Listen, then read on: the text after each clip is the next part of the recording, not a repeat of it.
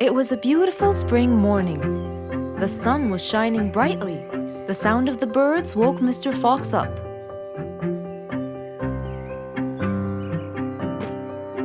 He changed his shirt, put on his tie, and his vest.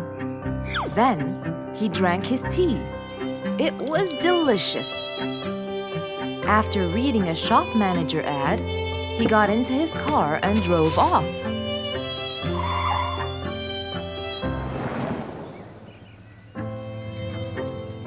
Meanwhile, little Bingo Monkey was riding his bike through the jungle. He was having loads of fun, but suddenly the bike slipped and little Bingo fell off. Are you okay, Bingo? Hang on, I'm coming! Yes, Mr. Fox, but my bike isn't. Oh, it looks like there's a problem with the tire. Don't worry, Bingo. I'm going to help you. Bingo, can you help me count how many nails I need? Of course. Here's 1, 2, 3, 4, 5, 6, 7, 8, 9. I think there are 9, Mr. Fox. Okay, Bingo. Let me count how many I have in my toolbox. 1, 2, 3, 4, 5, 6, 7, 8, 9. I'll get one more just in case he miscounted. So 9 plus 1. We need 10 nails. That's easy.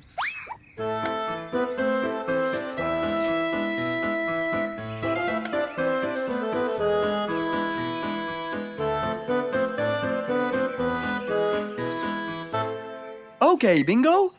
It's all done. Thank you so much, Mr. Fox. You've helped me a lot. Come on, give it a go. So once again, little Bingo rode along happily.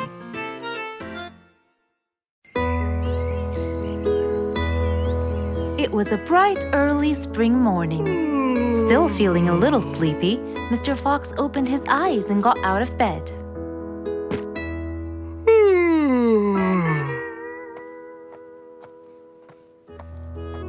Since the weather was beautiful outside and awfully tempting, Mr. Fox decided to go for a walk in the jungle. The sun was shining, the birds were twittering. It was a very peaceful morning. Well, sort of. Worried that something terrible could have happened to one of the animals in the jungle, Mr. Fox sprinted towards the sound. Are you kidding me? You're the size of an air balloon! Are you making fun of my size, you piece of yolk? What? Take that back now, you... No! I'll never take it back! This was all your fault! No, it wasn't! It was yours! No! It's always your fault! Now, calm down. Oh, Mr. Fox, I'm so glad you passed by. You're the only one that could solve my problem. Solve your problem? No, Mr. Fox will solve our problem. No way! What you did was a total crime. So not true. You're the one who started it all and injured me, you big... There, calm down. And just tell me what happened. He woke squeezed me me! Slow down, one at a time. Mr. Panda, you go first. Thank you. Now, I was walking heading to my house when I realized that for me to get there, it will take me 12 minutes. And I was so tired and sleepy. So I thought about it, and I realized I should just lay here for a while and take a short nap. And just as I was starting to get comfortable, I found little chicklets screaming with the highest pitch into my ears, Mr. Fox. My ears! Can you believe that? Well, that's not a very nice thing to do, little chicklets. Why did you do that? But I didn't, Mr. Fox. And how is that? I was heading to my favorite lake, and I was walking just right behind Mr. Wicks, when all of a sudden, out of nowhere, he decided to lay down and fell to the ground and squeezed my beautiful wing. And if it wasn't for my high-pitched voice, I would have been dead by now. Well, that was pretty dangerous, Mr. Wicks. What should I do, Mr. Fox? I was really tired and I needed my nap. So I took it. What should a panda do to take his nap? Can't you just wait till you reach your own house? Or at least look behind you before you decide to fall down. My house is 12 minutes away, and all the walking had already stolen away all my energy. I had to take a nap to recharge. I can't keep on walking forever. Then look behind you or sleep next to a tree or something. Why don't you watch where you're stepping? It was a very troubling matter indeed. The little chick almost got crushed. But Mr. Wicks didn't mean it. He was just so tired that he fell asleep. Right? Mr. Wicks, answer me. Did you intend to squeeze little chicklet's wings? Of course I didn't. Were you aware that you were going to take a nap in the middle of the road? Actually, I vividly remember.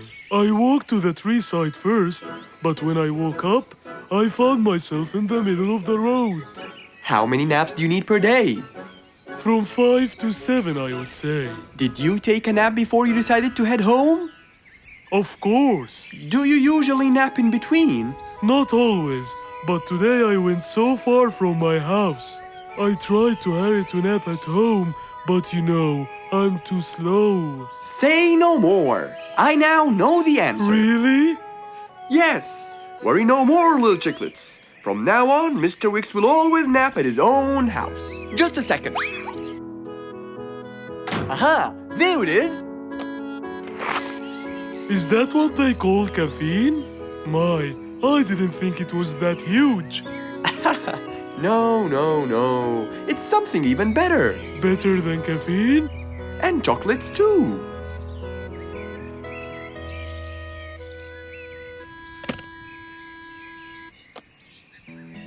Wow! Rollerblades! So you'll be able to move fast and reach your house as fast as you can. Oh, can I try it now? Sure you can. Wow! Whee! Yahoo! Thank you, Mr. Fox. Anytime you need me, I'll be there.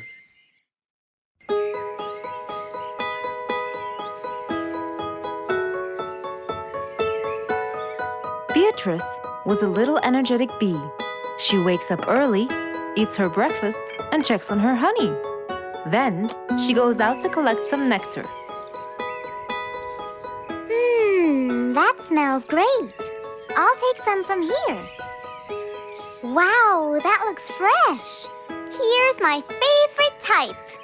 And so, she went collecting all the nectar she needed, and when she was all done, she went back home.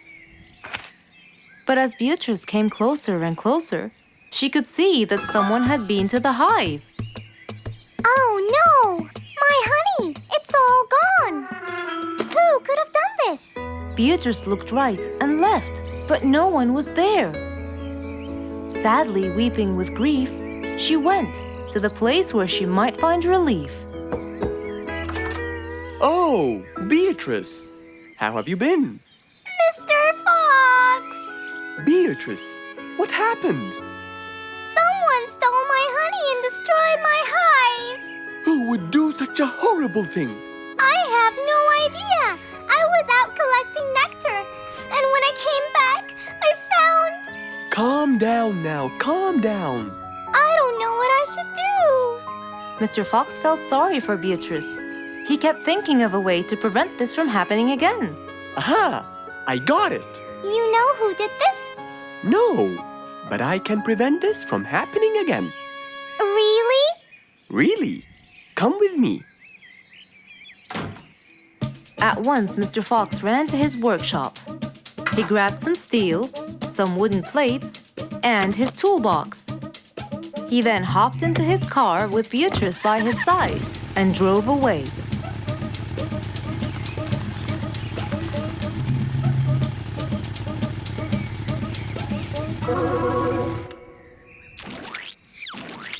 Oh, See? I told you.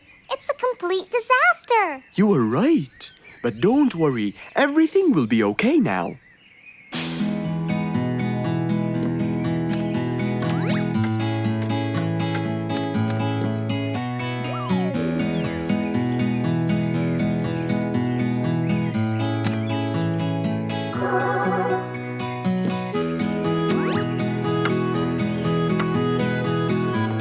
Mr. Fox started to work. He got the wooden plates and built a box out of them, which he put on the tree branch. Then, he surrounded the box with steel. He made sure the nails went in properly and made a door for little Beatrice. Now, all done. Wow, it's amazing. Thank you, Mr. Fox. There, take this too. And what's this? This is the key to your hive, so no one would enter without your permission. Really? Oh, I can't thank you enough. Don't worry about it, Beatrice.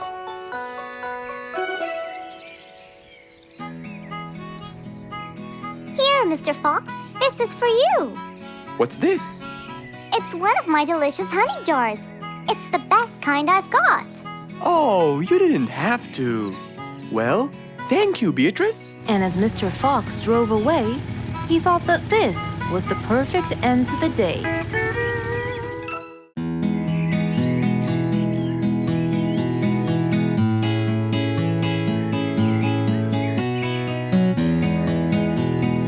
Spike the Dragon always bragged about how good he was at photography. And all he wanted was just one little chance to prove to everyone how talented he was. It didn't take long before someone actually recommended him to be the official photographer of King Rorik the Lion's birthday party. All done and send. Wow! That's a nice picture!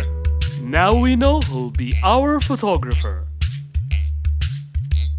And immediately, Mr. Tiger sent a message to Spike. Oh! Finally, someone recommended me. I won't let them down. I promise. And so, Spike started to train and practice some more. His pictures were beautiful, and he felt so happy. Everything went well until the morning of the party.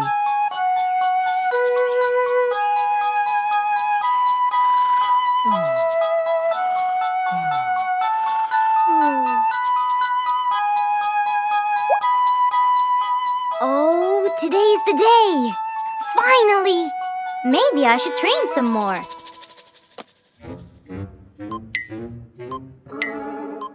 Huh? Oh no! What have I done? While Spike was testing his camera, he pressed on something that changed his camera settings. Now all his pictures turned to white. Spike tried to change it back. He cleaned his lens and checked his filters, but all was in vain. What will I do? Oh, what will I do? I must go to Mr. Fox at once. Feeling so worried and sad, and with no clue what to do, Spike held his camera and flew off to Mr. Fox.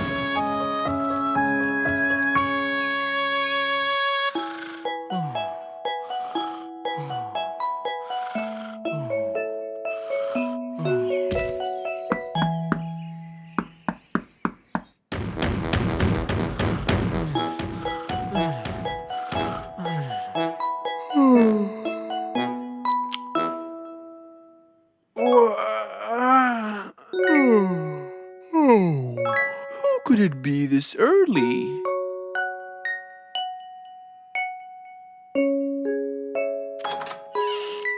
Oh, Spike, it's you.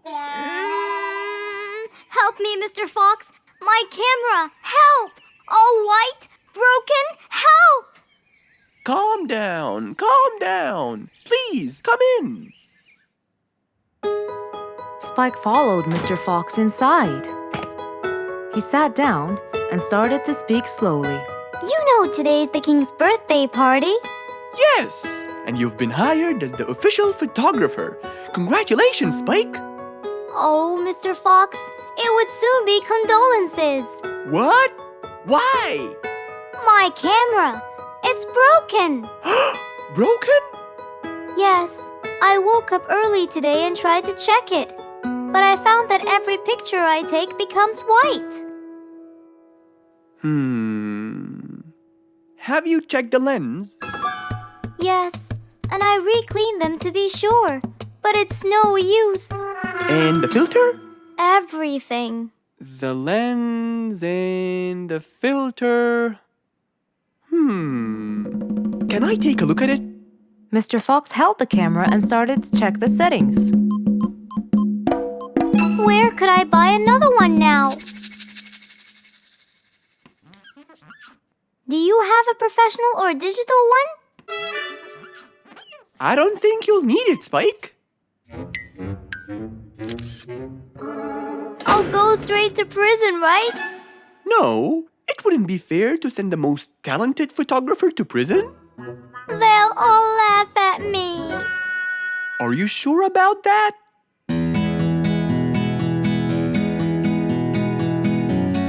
Mr. Fox took a picture with the camera and showed it to Spike, who couldn't believe his eyes. Wow, it's back. What was wrong with it? Looks like you accidentally increased the gamma. Oh, I forgot to check that. Thank you, Mr. Fox.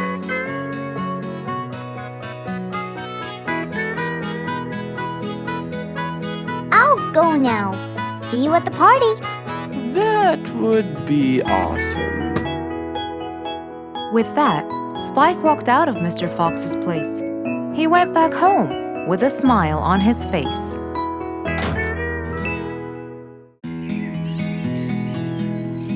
It was a beautiful morning. The sun was shining brightly over the jungle.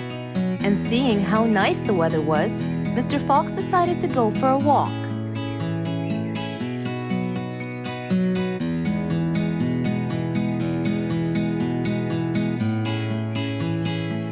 The birds were twittering, the bees were humming, and the flowers smelled pretty.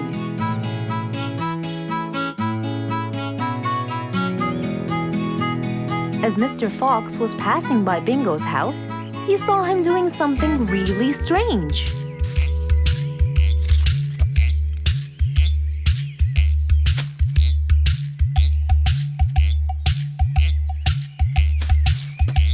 Bingo!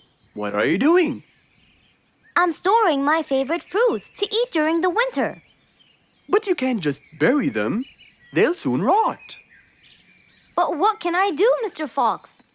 They only grow in the summer, and I love to eat them so much. Mr. Fox thought about it for a while. What could he do to help Bingo?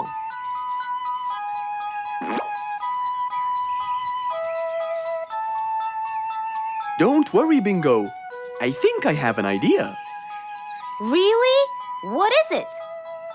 You'll have to wait and see. I'll just run to my workshop, and I'll be back before you know it. Okay.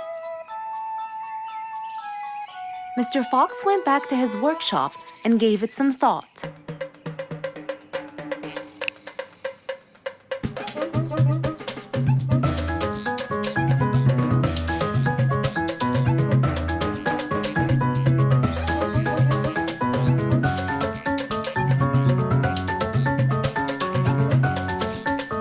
After calculating all the details, he started to gather the things that he needed.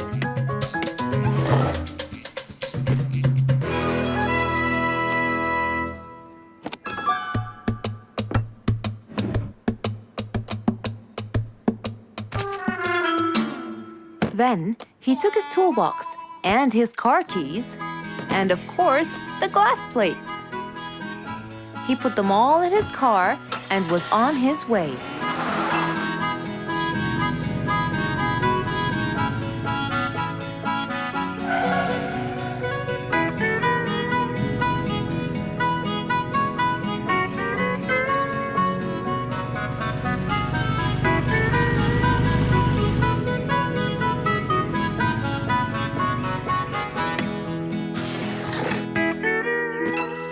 What's all this for?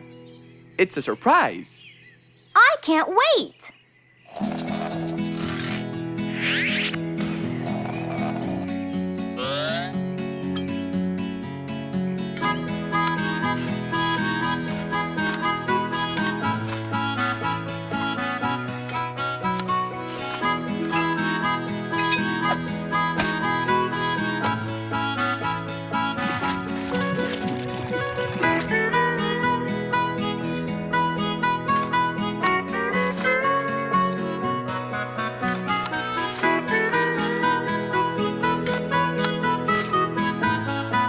Mr. Fox was almost done, and Bingo was watching him, looking slightly puzzled.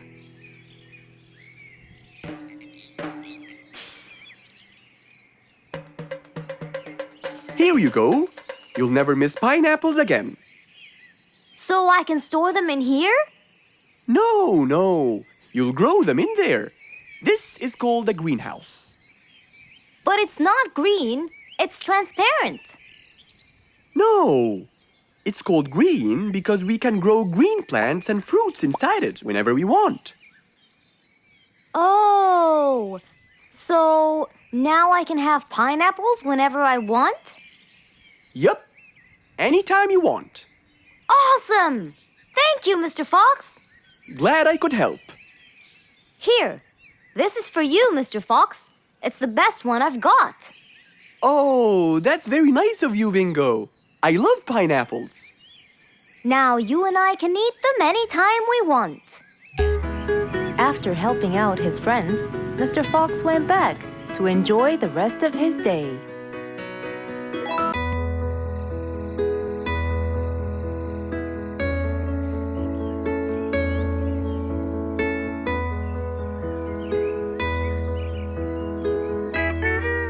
It was a bright, early morning. Mr. Fox woke up and went to wash his face.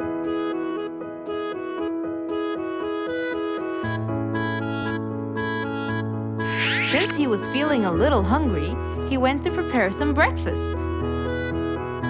He prepared fruits, some cheese, a fried egg, and some veggies. He looked around for some bread, but couldn't find any. No problem. He'll go to the bakery and buy some.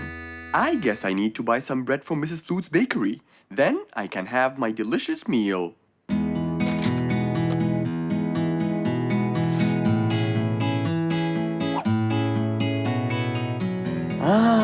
I'm very hungry. I'm sure glad the bakery is close by. I won't be needing my car.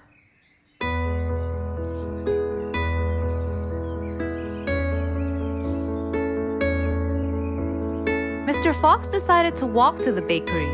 He really enjoyed the early morning breeze. And on his way...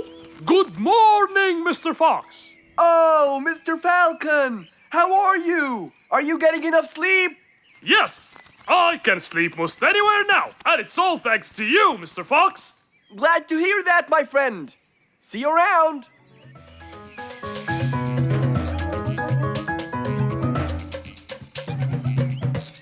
When Mr. Fox finally reached Mrs. Flute's bakery, he found a long line of customers.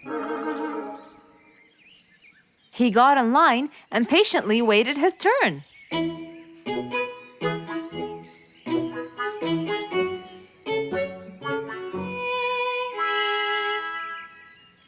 Wow, looks like everyone wants bread.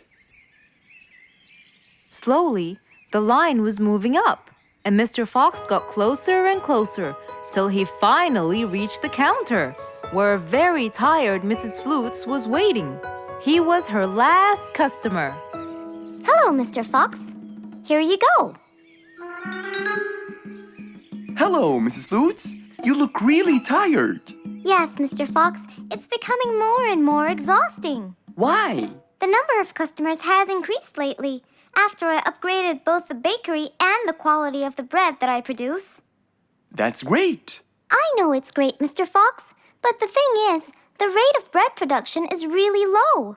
Well, compared to the number of customers, that is. But why is the rate of production low? Well, Mr. Fox, Grinding the wheat takes loads of time and effort. Sometimes it takes over a day or so. That's basically why everything else gets delayed. What should we do to solve this problem? Okay, Mrs. Flutes, I will head home now and eat my breakfast and try to think of a solution. And I'd like you to pass by my house tonight. I'm sure I'd figure something out by then. Really, Mr. Fox? I can't wait to hear your solution. I'll come by your house as soon as I get off work. Okay, see you later, Miss Flutes. See you later, Mr. Fox. Mr. Fox went back home to have his breakfast. Miss Flute's bakery is truly the best.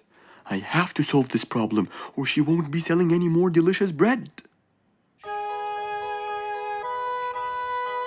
With that in mind, Mr. Fox went to his workshop to give it some thought.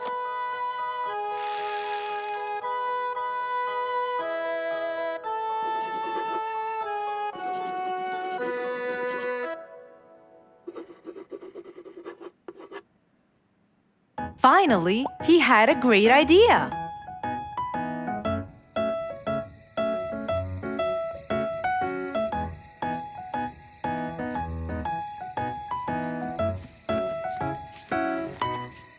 That was a long day. I should head straight for Mr. Fox. I'm sure he would have solved my problem by now.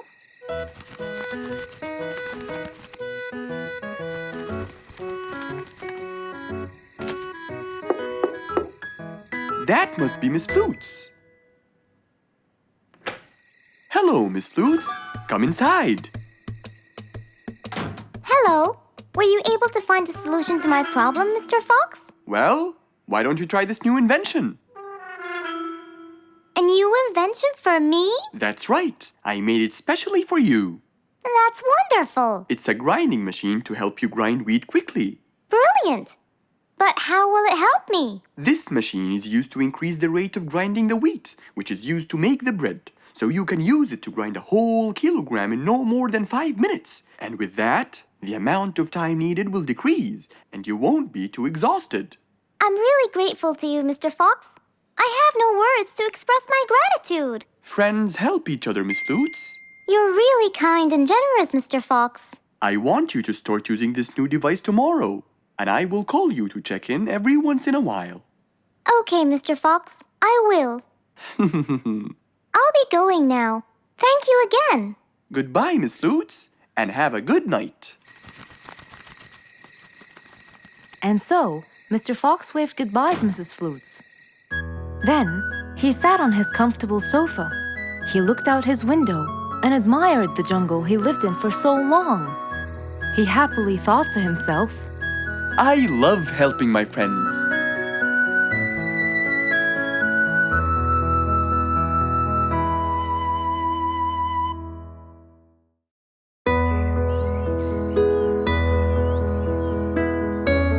One bright sunny morning, as Mr. Fox was having his morning coffee and reading his newspaper in the balcony, his phone rang.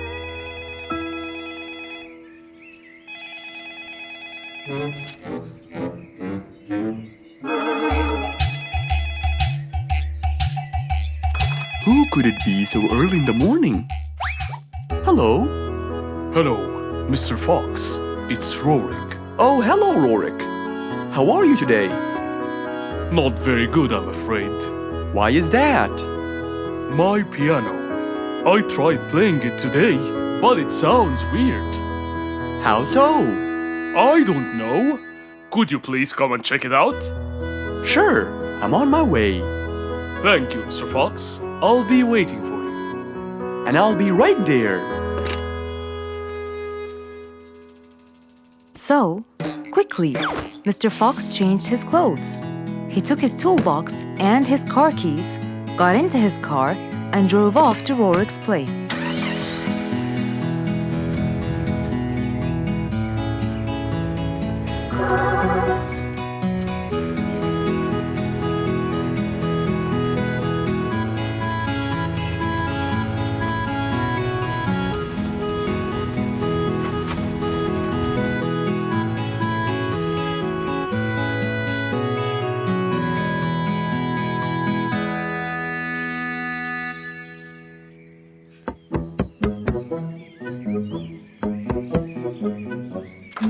Hello, Mr. Fox. One moment, please. Your Majesty, Mr. Fox has just arrived. Of course. Let him in. Come in, Mr. Fox. His Majesty is waiting for you. Good morning, Rorik. I came right away. Oh, you're here, Mr. Fox. Please help me with my piano. It's the only thing that comforts me. Don't worry, Rorik. I'll see what I can do. Mr. Fox started to check the piano. He tried playing a few notes. What is it, Mr. Fox? Is it broken? Mr. Fox, please answer me. It sounds horrible. It's not broken, Rorik. It just needs tuning. Do I have to buy a new one? No, Rorik. It's very simple. I can tune it for you. Really? Thank you, Mr. Fox. I almost had a heart attack. However, Oh no, not that word. I'm sorry, but it might take a while. Oh, it's okay. I can wait. Okay, then, I'll get started. Please, Mr. Fox, do your best. It's my everything. Don't worry, it'll be good as new. Mr. Fox opened his toolbox, grabbed a few things, then started to work.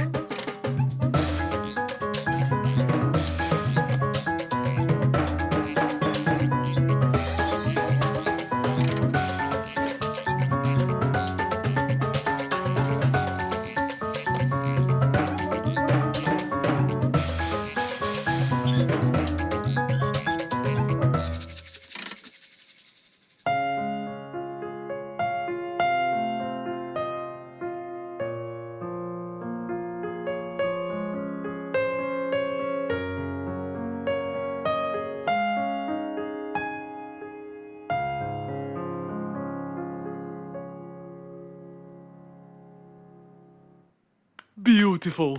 It sounds beautiful. Told you everything will be alright? I can't believe it. Thank you so much, Mr. Fox. Anytime, Rorik. And with that, Mr. Fox's work was all done. He waved goodbye and drove along happily. He had helped out a friend once more. For helping each other is everything you could ever wish for.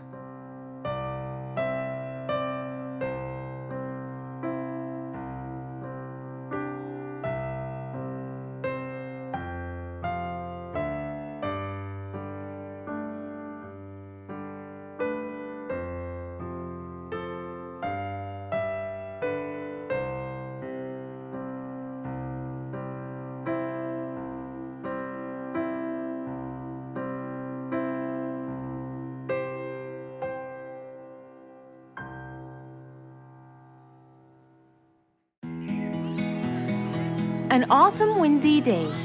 It was Jumbo's birthday. He was dancing and playing with his friends, hoping this day would never end.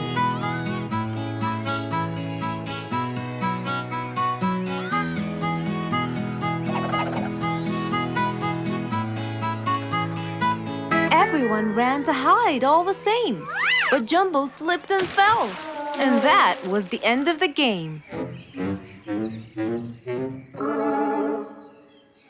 All the animals heard the fall, but Mommy Jumbo ran before them all. Jumbo!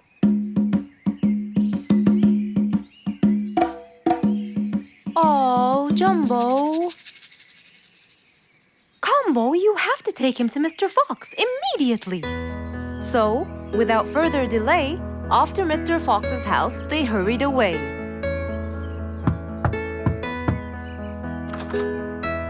Hey, Mrs. Combo, what's wrong? Help me, Mr. Fox. Jumbo is ill. Oh, please, come in.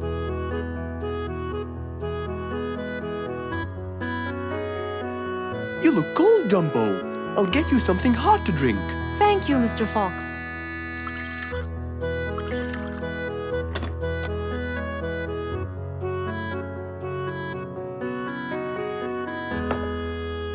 We were celebrating Jumbo's birthday. Oh, happy birthday, Jumbo. Thank you, Mr. Fox. But as he was playing with his friends, he slipped and fell into the pond. He started shivering and sneezing. I feared he might be sick, so I thought I should bring him to you, just in case. Well, why don't you lie down, Dumbo, and let's take your temperature. Open your mouth. Say ah. Ah. Fever, stuffy nose, red dots all over his trunk. It's definitely sniffles. Oh my, sniffles? Don't worry, Mrs. Combo. It's just a sniffles fever. It will go away. All you need, champ, is some rest and just one pill of antidote. And when you're better, you can go back to play with your friends. Thank you, Mr. Fox.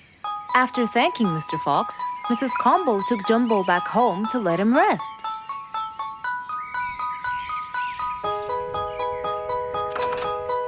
All right, Jumbo.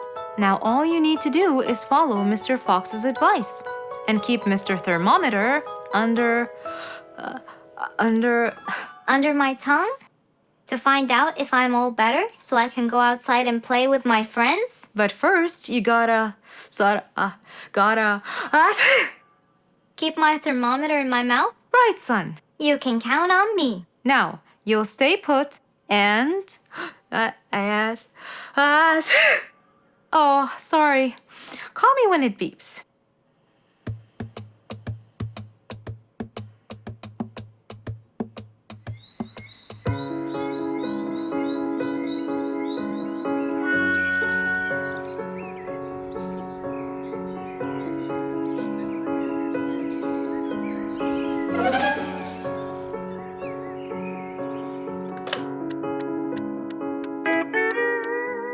Hello, Frisky. How are you?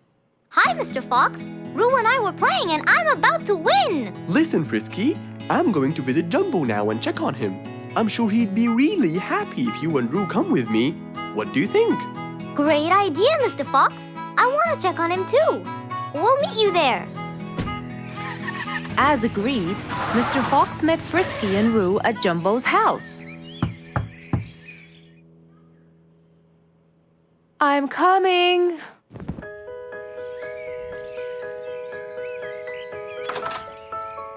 Hello, Mrs. Combo. We came to check on Jumbo.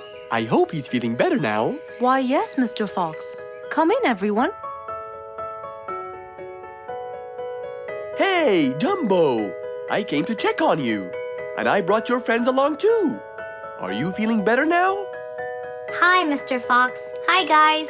Hey, Jumbo. How are you feeling? Well, I feel better, but...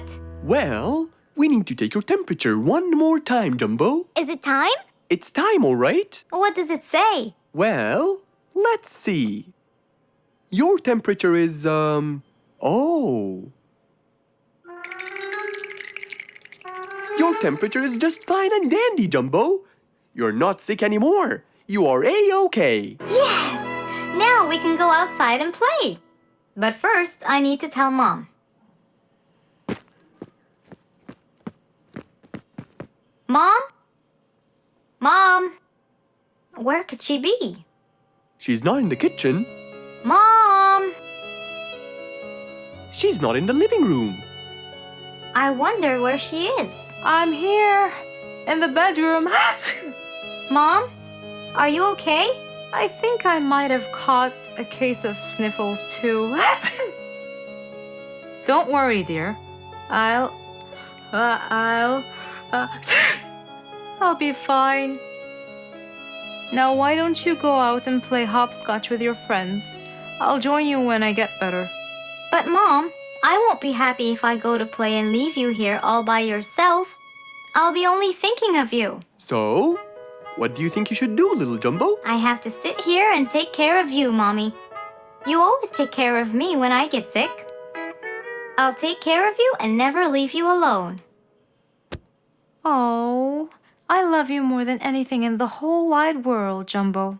Now it's time to take your temperature. Right, Mr. Fox?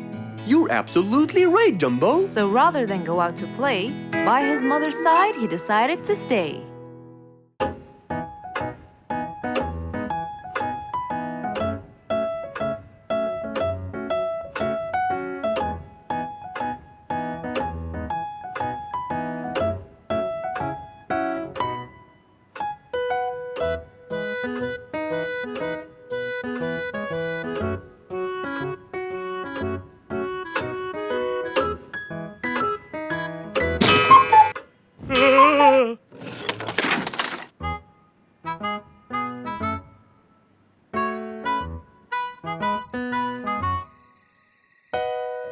It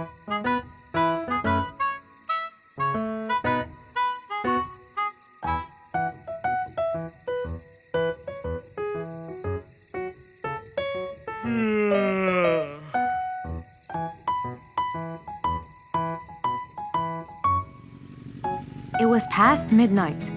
Mr. Sleeperson Koala was on his way home from work. The streets were empty and quiet. He was falling asleep. He tried really hard to keep his eyes open, when suddenly the car stopped for no reason. And Mr. Sleeperson didn't wake up, as if it was the hibernation season.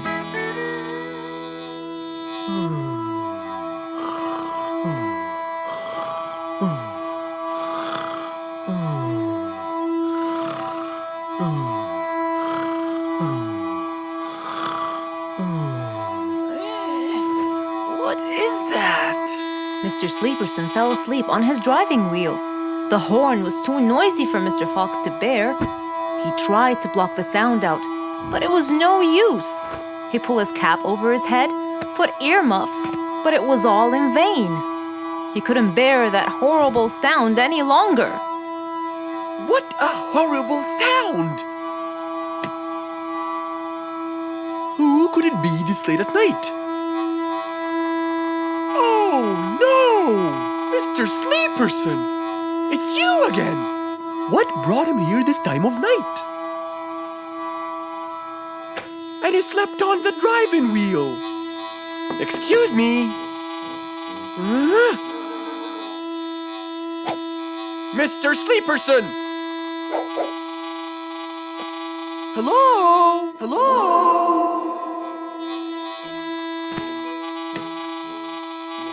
Oh, that's enough! What? Where? What time is it? It's 2 in the morning, and you fell asleep on your driving wheel in front of my house. Oh, Mr. Fox. Hello. Oh my, it's 2 a.m. Oh, you noticed? So how can I help you, Mr. Fox? Help me? Help me? You're the one in front of my house. What am I doing here? I don't know. You tell me. I was fast asleep when I woke up to that horrible sound of your noisy horn. Oops. Sorry. I must have fallen asleep while I was driving again. My bad. Never mind that. Could you please drive all the way to your own house without falling asleep or bumping your head against the horn? Oh, sure, Mr. Fox. Have a good night. Good night. But as Mr. Sleeperson tried to start the car, it wouldn't start. Huh? Oh, man! Oh, Mr. Fox, wait! Help! Now what? The car won't start. Is that so? Can you check it for me, please? Of course! Mr. Fox walked back to the car and started to check it out.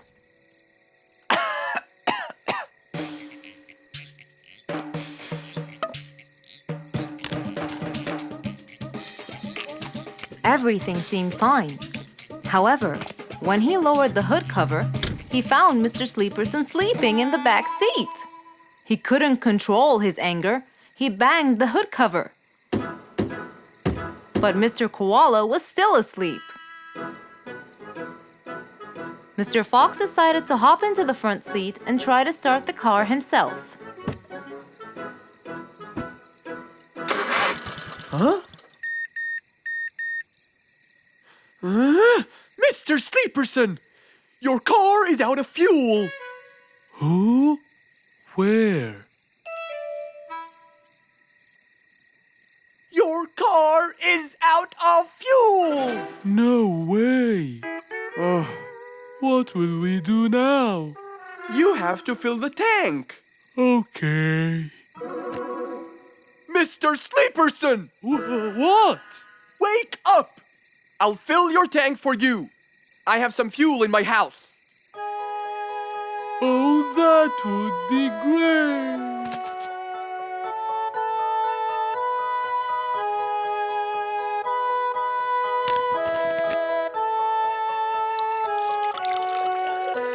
Mr. Sleeperson, it's all done.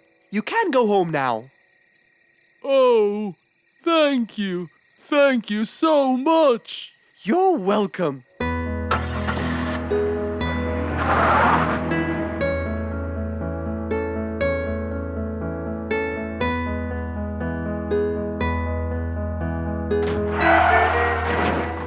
Oh, not again. Who can you always count on? They're always there when you're feeling down, ready to draw a smile and remove that frown. They make a bad day so much better, especially if you share toys and play games together.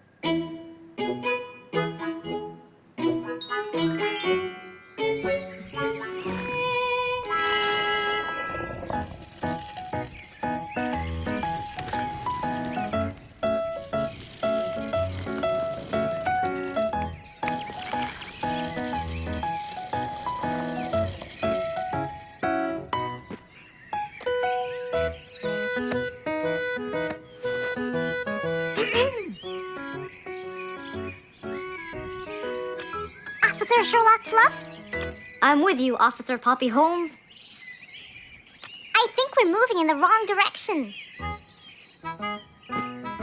You might be right, Officer Poppy Holmes. I can see footsteps in the opposite direction.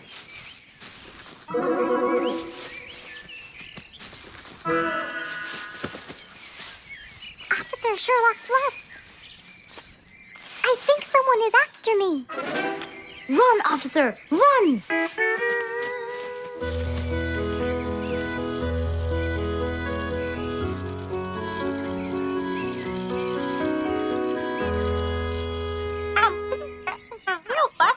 What do you mean?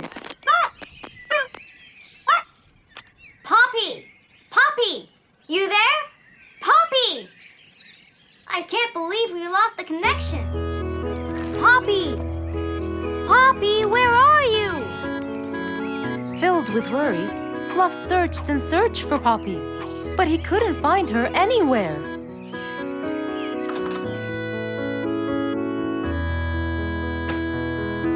Hey there, Fluffy. What? How come you're here? I thought you'd eventually come home. What happened to your walkie-talkie? It's not working. But we just got it. I know! I was looking everywhere for you. Aw, Fluffsy, were you worried about me? Stop it! We need to fix this thing. Do you have any idea how? Hello? You're the smart one. But I'm not much into technology. You know that. At least take a look at it. I did, before you came. I got nothing, really. Should we go over to Mr. Fox? I think we should. Let me change first.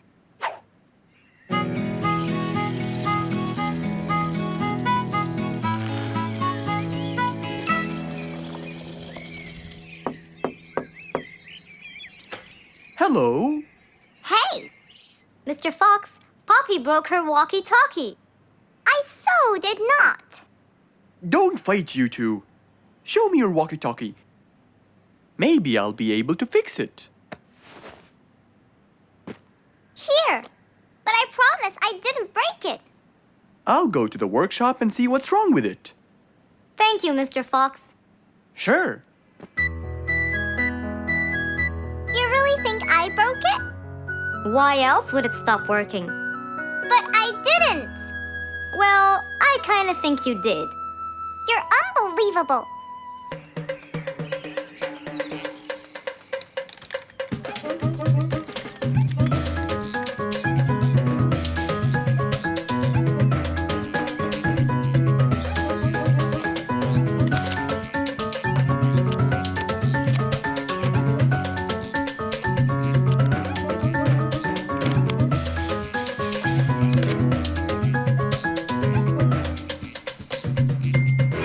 It's working just fine. I told you. Well, it wasn't before. I tried it. I know it wasn't, but now it is. See, Poppy, you did break it. And Mr. Fox fixed it. It wasn't broken, Fluffs. It just ran out of batteries. I'm sorry, Pops. Never mind. I was worried about you, though. I know. I have a wonderful brother. Brothers and sisters may fight every now and then, but at the end of the day, they're still best friends. It was a bright sunny day. Mr. Fox had had his breakfast and was now out doing his morning exercises. It was then when he saw Woody, who was passing by. Ah, Woody, how are you? Haven't seen you in a while. I really missed you. I'm fine, Mr. Fox. I really missed you. I hope you're doing great. Why does he look so sad? I hope nothing bad has happened. You look a bit down, Woody. Is everything all right? Are you okay? Oh, Mr. Fox, I really need your help with an urgent matter. Don't you worry, my friend. Big or small, every problem has a solution. I assure you, everything will be all right. Oh, I know, Mr. Fox. I can always count on you. Let's go inside. I'll get you something to drink, and then we can sit down and you can tell me all about your problem. Let's go. Woody followed Mr. Fox to his house. There, Mr. Fox prepared something special for Woody to help make him feel better.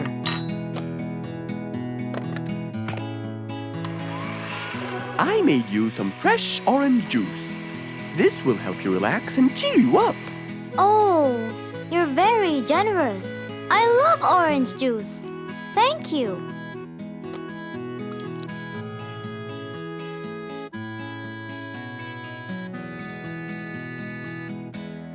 Mr. Fox, I'm really sorry to bother you over and over again, but I had no choice. Oh, no worries, my friend. You know, Mr. Fox, I'm the jungle carpenter. My business has been growing recently, and now I have many customers. Yes, you're a hard worker. You deserve it. I used to build boats for fishermen. I got famous for my skills, especially after I built Nate the fisherman the boat of his dreams. He went and told everyone in the jungle about it. They overwhelmed me with requests. That's fantastic. I'm really glad to hear that. But Nate came to me yesterday and asked if I could build him a ship. One big enough for him and all his friends, as he is planning to go on a fishing trip. It's for a special trip, he said. Yes, I've heard about that. Well, the problem is, I've never built a ship before, and I have no clue what kind of wood I'm supposed to use. I don't know what to do. How will I build him the ship he needs without the proper wood? Will you help me, Mr. Fox? Whoa, that's a serious problem. I'm gonna have to look through my books. Well, you're never too old to learn something new. I could use some time. I'll call you as soon as I find a solution. I will be waiting for your call. I know you'll be able to help me, Mr. Fox. After Woody left, Mr. Fox started his researches on shipbuilding.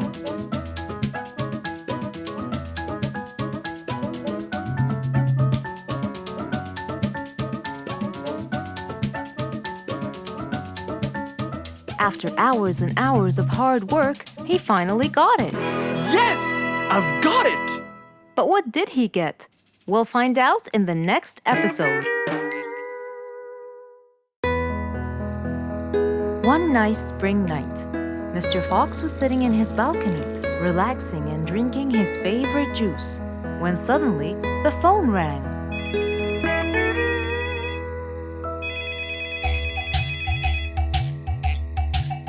He wondered who would be calling him this time of night.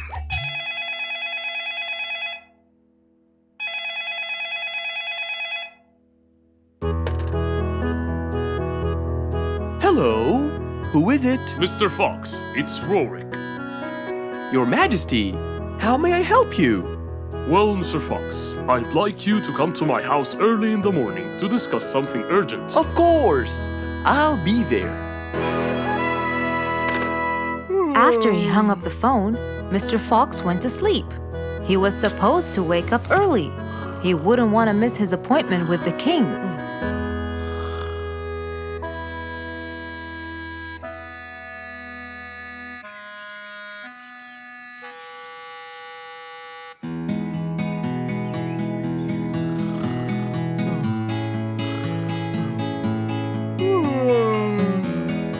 Early next morning, Mr. Fox woke up and went to wash his face. After that, he got dressed and was all ready for his appointment with the king. He got into his car and drove off.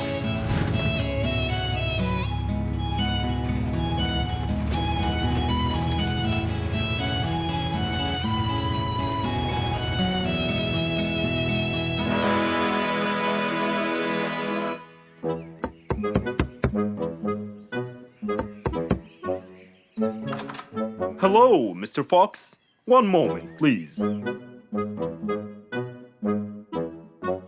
Your Majesty, Mr. Fox has just arrived. May he come in? Of course. Let him in. Come in, Mr. Fox. His Majesty is waiting for you. Good morning, Your Majesty. Hope I'm not late. No. You're always on time. How are you, Mr. Fox? I'm fine. And how's our little Frisky? He's fine. A little mischief every now and then. You can never get him to stay in one place. But thanks to your bracelet, we can always find him. Saved us a lot of trouble. It's my pleasure. So tell me about this urgent matter. As you know, our jungle's population has been increasing lately. Indeed, our population has increased. Yes, but it's getting harder to summon them all to the meeting every time. That's why I called you, Mr. Fox. I need you to figure out a way for me to reach all the animals at the same time. Let me see. I need to think this through. That's okay, Mr. Fox. But please, don't take too much time. Don't you worry, Your Majesty. I will find a solution by tomorrow. As Mr. Fox got into his car to get back home, he thought all the while about the king's request. How could he help the king with his problem? With everything else Mr. Fox has faced, this might be a slightly bigger challenge for him.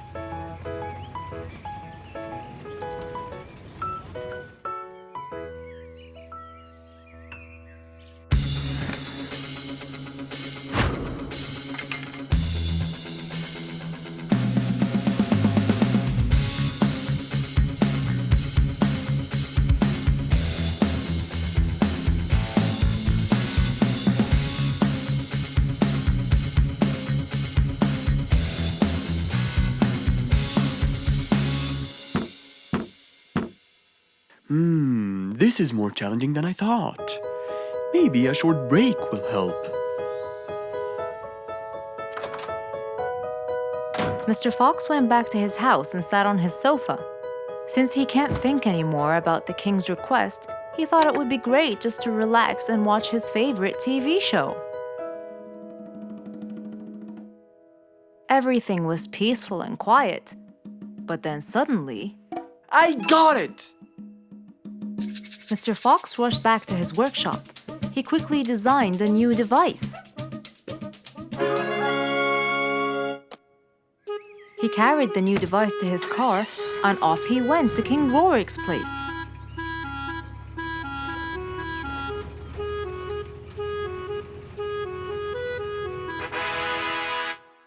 Mr. Fox, I thought you were coming tomorrow. Did you solve my problem? Yes, Your Majesty. This is a solution to your problem. That's great! But what's that, Mr. Fox? This is a megaphone. I made it specially for you. Every time you need to meet the animals, all you have to do is roar into it. Mr. Fox, you're a genius! But be careful. It's powerful. So make sure that no one is around you when you use it. Of course! I can't thank you enough, Mr. Fox. You're a great asset to all of us. It's my pleasure, Your Majesty.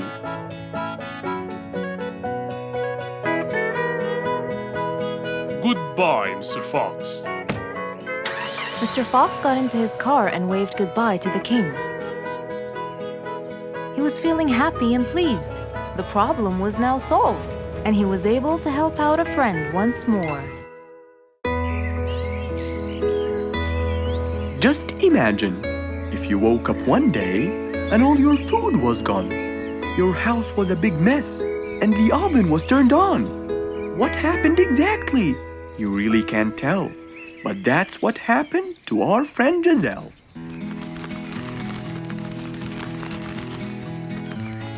It was a lovely morning, just like all others.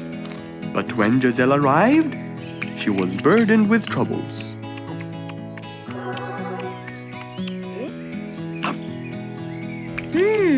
These are good. Yeah, my mom makes the best pancakes in the world. Look, it's Giselle.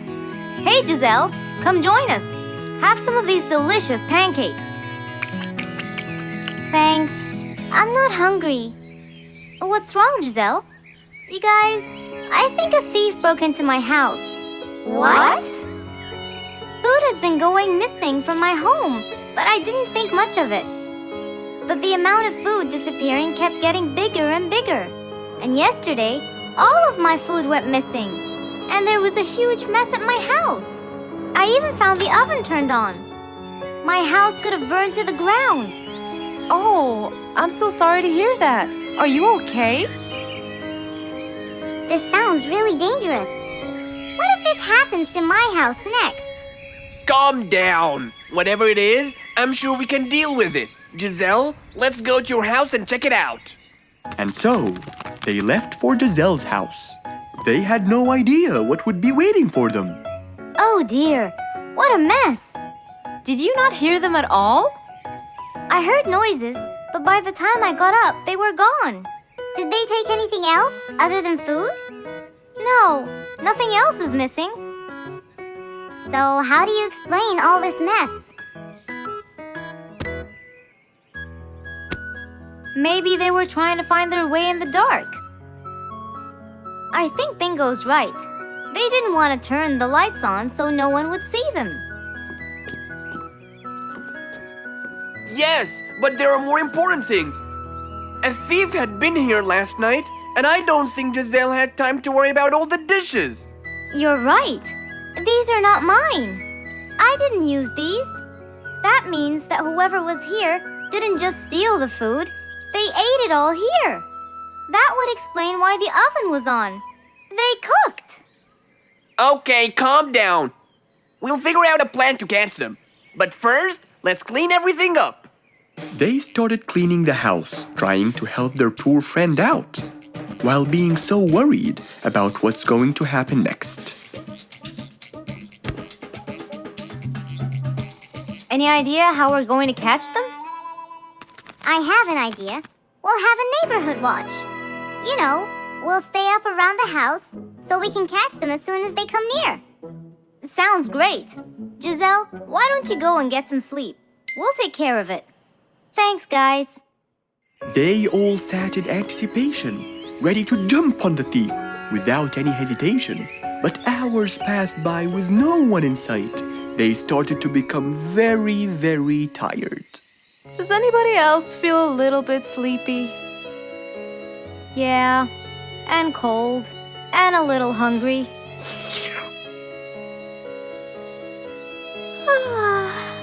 Parrot, do you see anyone from up there?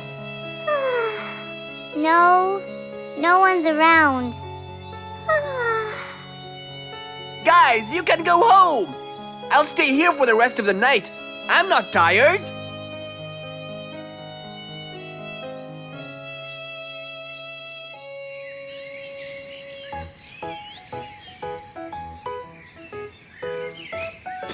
Good morning. What happened after we left? Did you see them? I heard a noise from the bushes near the house, but no one was there. They must have seen me, got scared, and ran away. Wow, you must have looked so tough. How did you get them so scared? I'll teach you guys. First, You have to stand chin up, hands on your waist, and look so focused. Then you walk back and forth in front of the house, so they wouldn't have a chance. Don't get distracted by anything, and most importantly, carry a weapon. A weapon? Yes, these are mine. A salt shaker and a ladle? It's a pepper shaker. You sprinkle it in their eyes and then hit them with a ladle. Ooh, scary. Okay, I think I got it. I'm going to be on neighborhood watch duty tonight. I'll go get ready. See you all later. And so, with a big responsibility to bear, Bingo guarded the house, steady and aware.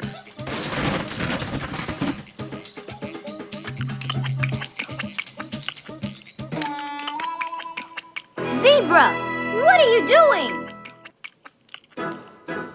What? Where am I? Giselle's house. What is that noise? Did you catch it? Yes, it's Zebra. He's been sleepwalking and eating all your food. Oh no! Giselle, I'm so sorry. I wasn't stealing your food. This happened before. I sleepwalk a lot. Don't be mad. I can't believe it's been you all along. That is so funny. You're not going to tell everyone about it, are you? If she doesn't, I will. I knew you couldn't scare a thief away with a ladle. You could! You know what? I'm just happy Giselle is safe. I'll just go home now. I need some sleep.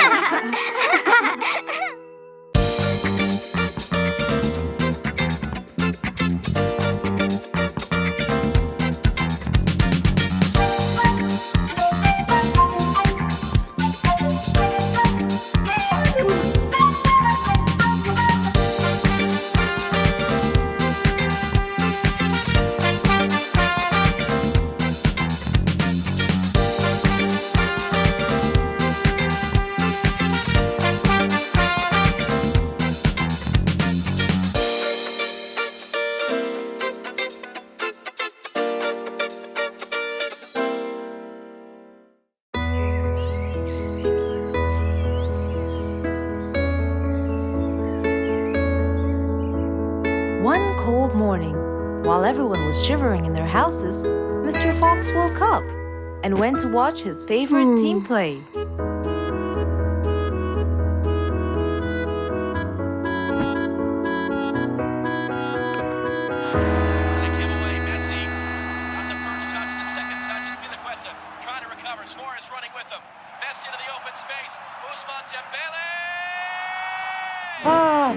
He's going to win!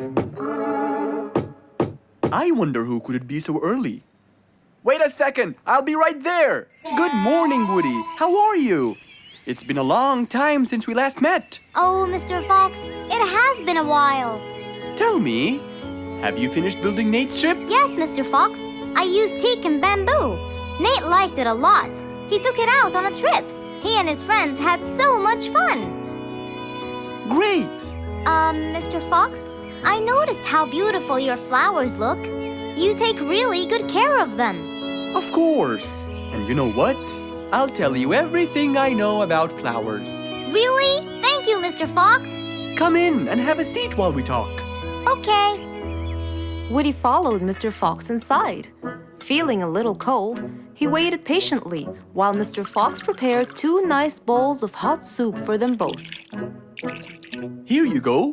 Thank you. It's delicious. Glad you liked it. Now tell me, what's bothering you, Woody? How did you know that something was bothering me?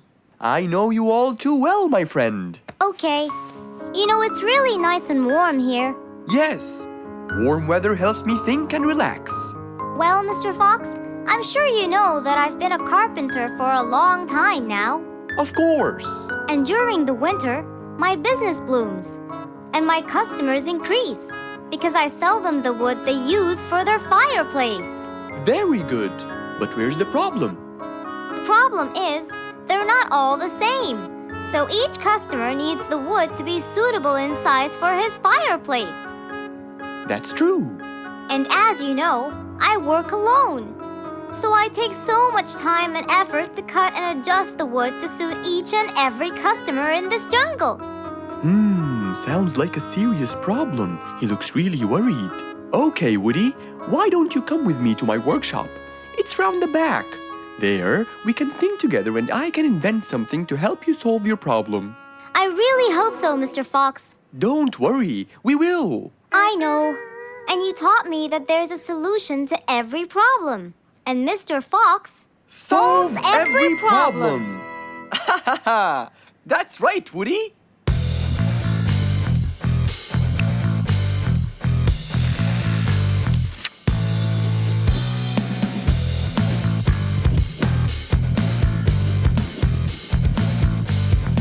I will invent a gigantic wood-cutting machine that has the ability to choose and control the size and shape of your wood depending on what you need.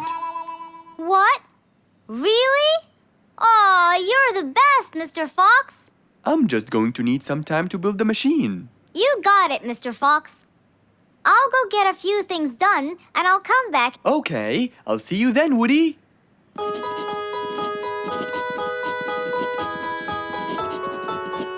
Mr. Fox started designing his cutting-edge invention.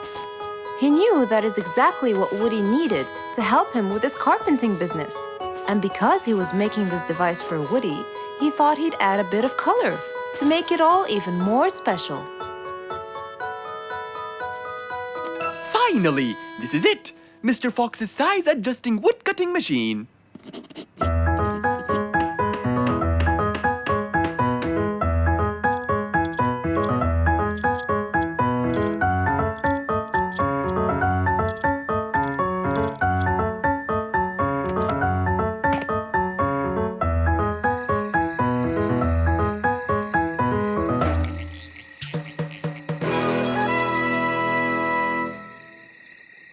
After finishing the device, Mr. Fox sat to listen to his favorite music, waiting for Woody, who came knocking on the door. Hello, Woody. You're right on time. Have you finished building the new machine for me, Mr. Fox? Of course I have. It's in my workshop. Let's go see it.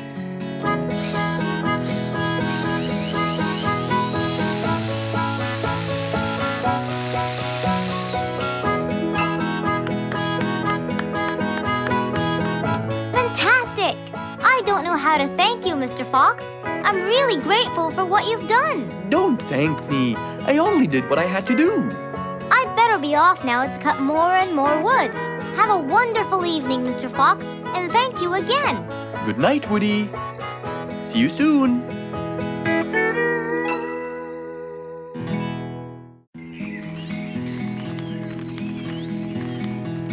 It was a beautiful sunny day. Feeling bright and early, Mrs. Sharpie was on her way to work.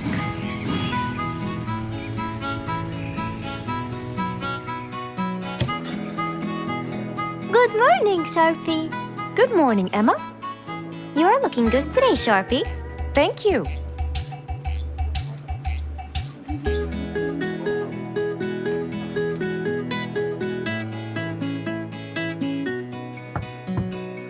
Come in. Good morning, Mrs. Susan. Oh, good morning, Sharpie. Today's gonna be a special day. I hope so, but why? Well, we have more packages that need to be delivered to their owners on time. And there's a special package for the king. I'm on it, Mrs. Susan. After piling them all up, Mrs. Sharpie went to deliver the packages.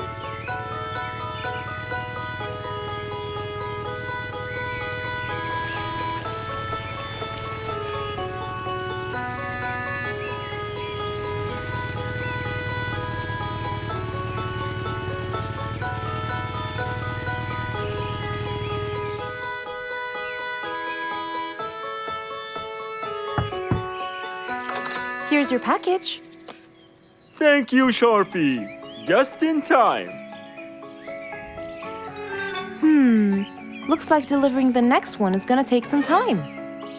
After safely delivering the package to Mr. Camel, Mrs. Sharpie took off to the opposite side of the jungle to deliver a package for Mrs. Deer.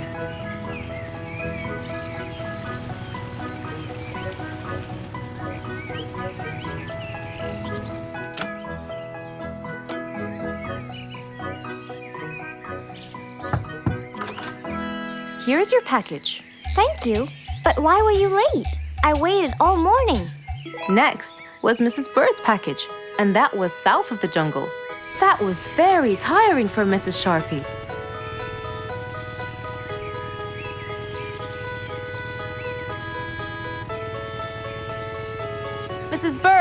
Mrs. Bird, here's your package. I thought you weren't coming. Thanks anyway. Next was Spike the dragon.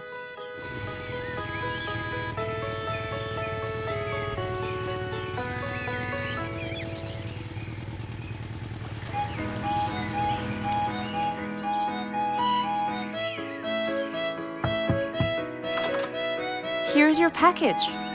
You know, I never thought you'd be late. Oh no! It's the last package I'm delivering today. I hope the king is not too upset that I'm late. Worried and a little scared, Mrs. Sharpie took off to deliver the last package. She was already late as it is. The last package was intended for the king, and after being all over the jungle, will she be able to make it in time? Here you go, Mr. Timber. This package is for the king. Thank you, Sharpie. But the king was worried and a bit upset. Why? Well, he had to wait all day for this package. You're not usually late, Sharpie. He was very upset. My sincerest apologies. I'll be more careful next time. Mrs. Sharpie was very tired and really upset. Having to deliver packages all over the jungle was no minor task. So, she decided to go to Mr. Fox and ask for his help. Oh, hello, Mrs. Sharpie. How have you been? I'm not good at all, Mr. Fox. You have to help me. What happened? I've got a lot of letters and packages, and I keep flying east and west all over the jungle. This won't do, Mr. Fox. I'm so tired. Oh, Mrs. Sharpie, you do look exhausted. Please, come in, and we'll figure this out together. Would you like a cup of hot chocolate? No, I just want to find a solution, Mr. Fox. Okay. Tell me what the problem is exactly. I get too much letters, so I fly to deliver them. I find that the first letter should be delivered to the western part of the jungle, so I fly and deliver it, just to find that the next one is in the eastern part of the jungle. And when I fly and deliver it there, I find that the one after it is in the north. And after that, it's west again, and it's all driving me crazy. Calm down, Mrs. Sharpie. There must be a solution to all of this. That's why I came to you. I kept thinking and thinking, but they come in packages, and I must deliver them all in one day. So how can I do that? Don't worry, Mrs. Sharpie. We'll sort this out. Sort? Sort! That's it! Why don't you sort them out from the very beginning, Mrs. Sharpie? What do you mean by sorting them out? I mean, first, you should read the addresses and sort all the letters that should be delivered north together, and those that should be delivered east together, and so on. And then I'd finish all the north letters together, and the east, and then the south, and then the west, right? Precisely.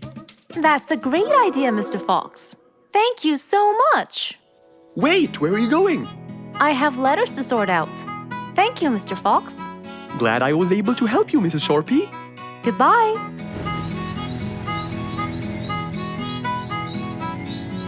Happy with the solution she got, Mrs. Sharpie took off and looked forward to a new day with her new planned plot.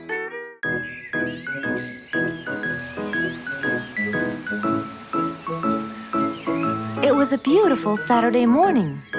Since the sun was shining and the weather was nice, Mr. Fox thought it was perfect for morning exercise.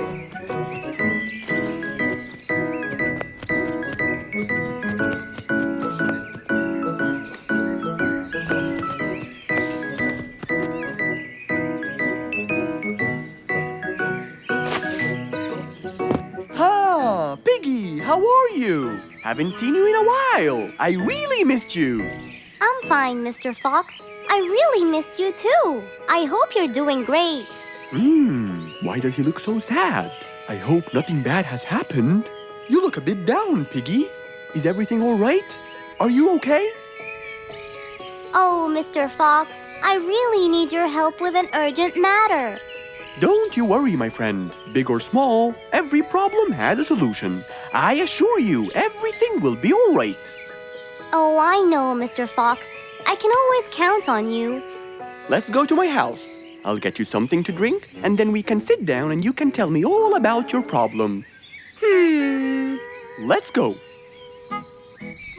With that said, both of them headed off to Mr. Fox's house. So, Piggy, tell me what's the problem? I keep trying to grow a plant in my garden, but it keeps dying. Do you give the plant enough water? Yes, every day. Well, how about the sun? Do you keep it in an open sunny area? Yes, I do. I plant it in my garden. Looks like I'll have to come with you to find out what the problem is. Wait here for a moment, please. So, without further delay, Mr. Fox changed his clothes and got ready. Then, they both got into the car and drove off to Piggy's house.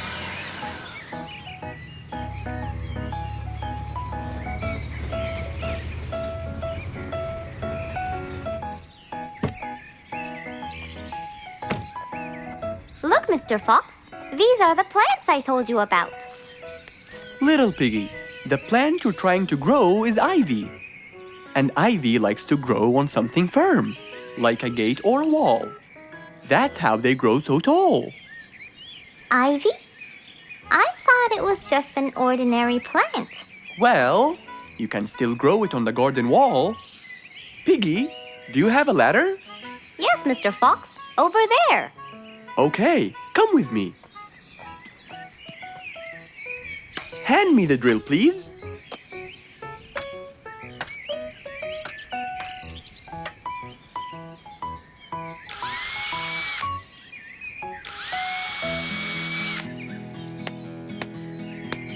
After drilling the holes and hammering the nails, Mr. Fox hung the ivy plant all across the wall.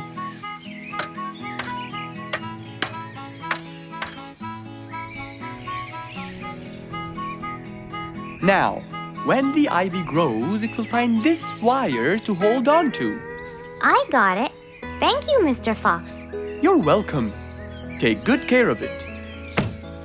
After saving the plant and helping his friend, Mr. Fox took off. And that, my friends, was the end.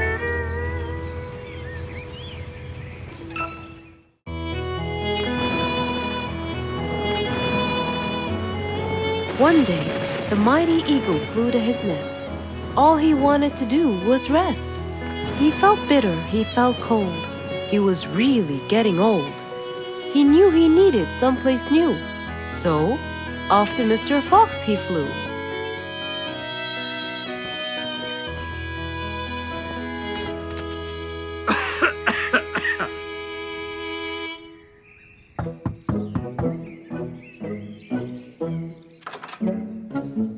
Oh, hello, Mr. Eagle. You look so tired. Please, come in. Thank you, Mr. Fox.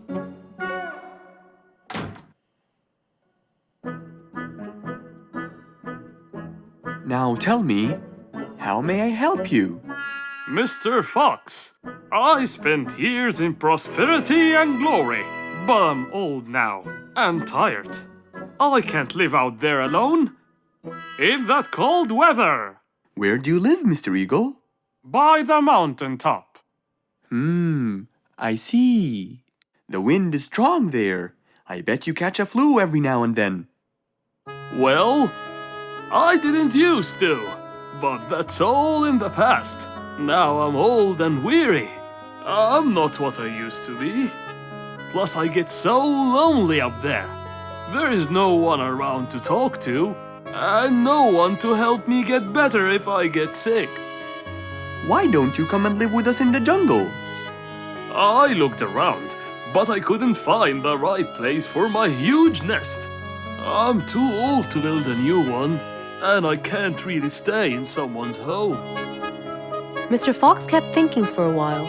What could he do to help his dear old friend?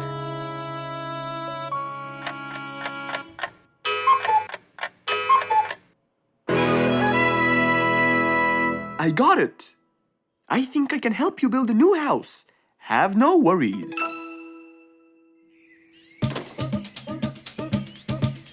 Mr. Fox quickly grabbed his toolbox and hopped into his car. He drove through the jungle while Mr. Eagle flew above him. He stopped in front of a tree that looked both old and firm, right in the middle of the jungle. Lots of animals and birds lived around here. What a beautiful place, Mr. Fox. Wait till you see what I have in mind for you. Mr. Fox started to work. He put a ladder against the tree and counted the steps up.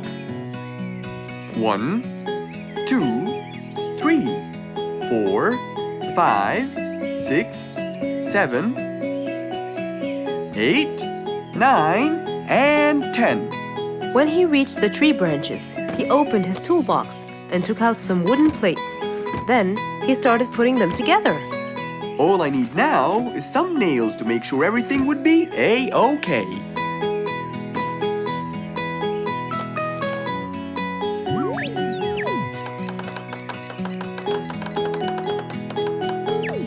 We're almost done, Mr. Eagle. Can't wait to see what it will look like, Mr. Fox. Oh my! What a wonderful treehouse! And it's all yours, Mr. Eagle. My own home. I can't believe it. Thank you so much, Mr. Fox. You're most welcome. As Mr. Eagle got inside his new house and closed the door, he felt a happiness like never before. He knew Mr. Fox's idea was truly the best, for there was comfort, there was warmth. He felt really blessed.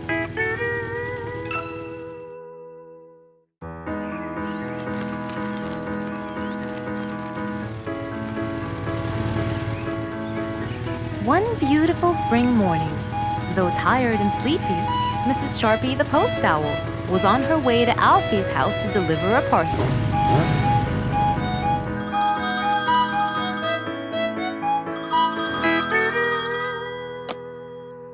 This is Alfie. Who is it? It's Chip, Alfie. How are you? I'm fine, thank you. Great! I sent you the new sheet music, which you have to rehearse. Of course. I will as soon as it arrives. As soon as Alfie hung up the phone, he heard a knock on the door. Good morning, Mr. Alfie. I have a parcel for you from Mr. Chip. Oh, thanks, Sharpie. I better start. Alfie took the parcel and got out the sheets. And then he went off to practice. Alfie the sea elephant was relaxing on the seashore, for it was his favorite place to be. He loved playing his violin, but suddenly the strings became so thin. And as he gave it a hard play, the strings snapped, and Alfie's face turned pale gray. Huh? Oh no! Not my violin! It's my one and only hobby! What shall I do? Oh, I know! I must go to Mr. Fox! Alfie walked towards Mr. Fox's place, hoping that he could help and solve his case.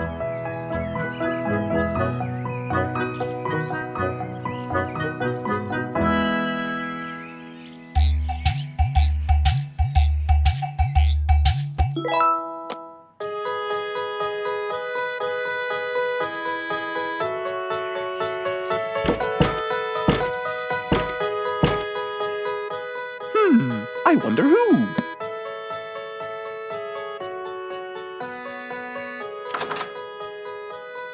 Alfie, our star musician. Welcome. Come on in. Thank you, Mr. Fox. Have a seat. Would you like some lemonade? Yes, please, Mr. Fox.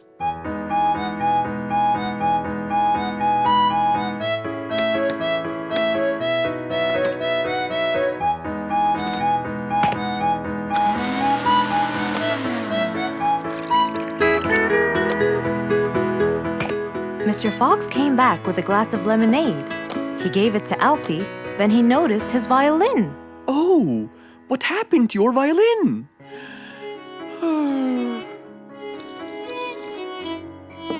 I was playing by the seaside and suddenly the string snapped. What do you think I should do? Well, we can simply buy some new strings and change them. I already bought them, but I don't know how to change them. It's my first time. No problem. It's easy.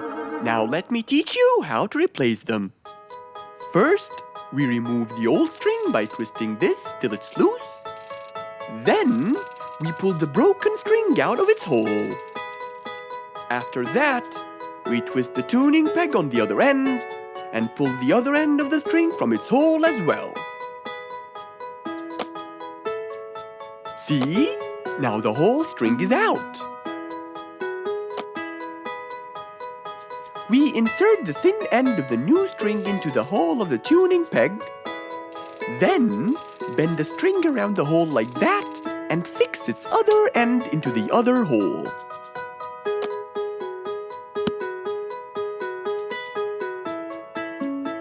And there's the other string as well. Finally! Go ahead and play it. Okay.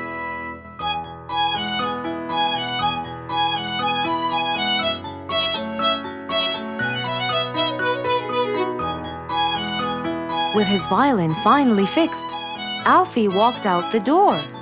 He went back to play on his favorite seashore.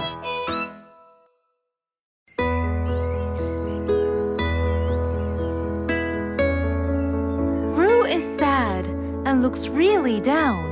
On his face, there was a frown. He had a cake, but he didn't care. And although it was his birthday, he said, Life's not fair. Thank you, Mom. "You're welcome, sweetie. Are you okay?" Yeah, I'm fine.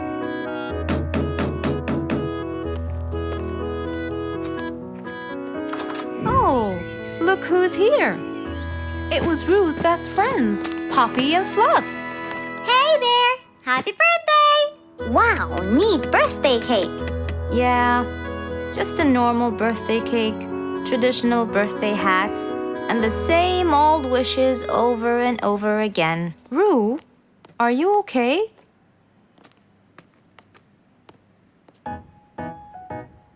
Bad timing, huh? He looks sad. I know, but the cake is still here. Oh, stop it. We have to help him feel better. It's his special day. A little bite won't hurt. Oh, sure, the cake won't hurt. But what about my fist? Fine, fine. What do you have in mind? Let's go. Where to? I know someone who can help. Mr. Fox? Duh. In an attempt to help their friend, Poppy and Fluffs went to Mr. Fox. Only he would know what to do.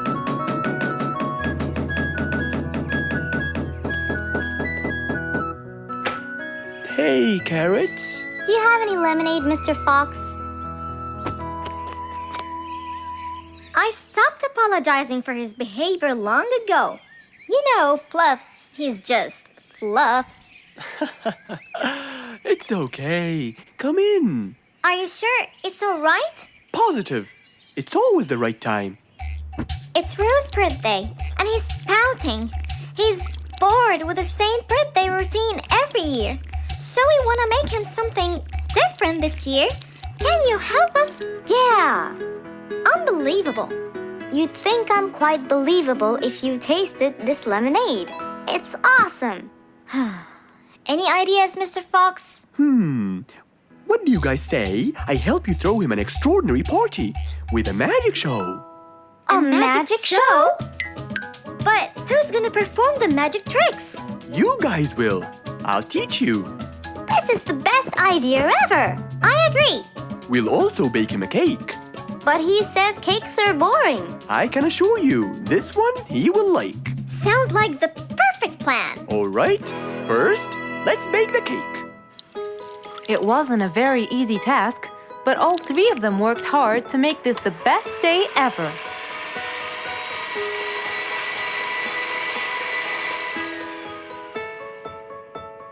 This is the coolest birthday cake ever! Now for the magic tricks.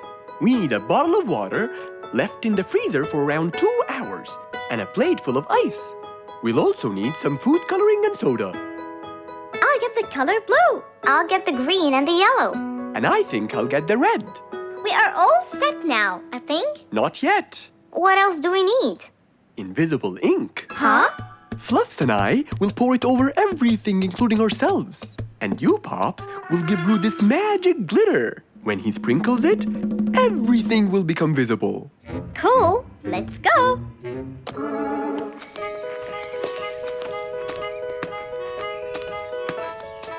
Let us pour the invisible ink now.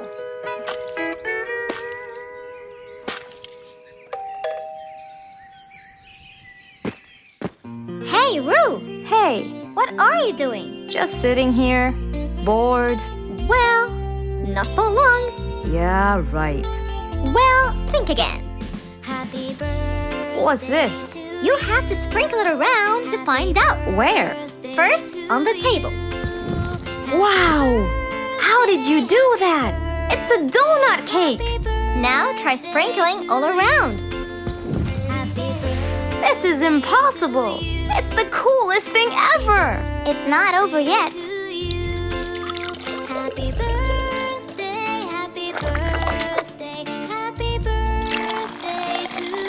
I can't believe you guys did all this for me! All thanks to Mr. Fox. He was a great help. I can't believe you guys! Thanks! That's what friends are for. Mom, come and see! What wonderful friends you have, Roo! Yeah, I think so too. Because of his friends, Roo's birthday was extra nice. One celebration was not enough, so they celebrated twice.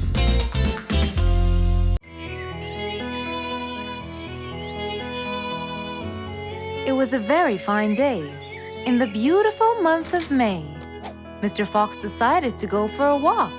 So, without further delay, he was on his way.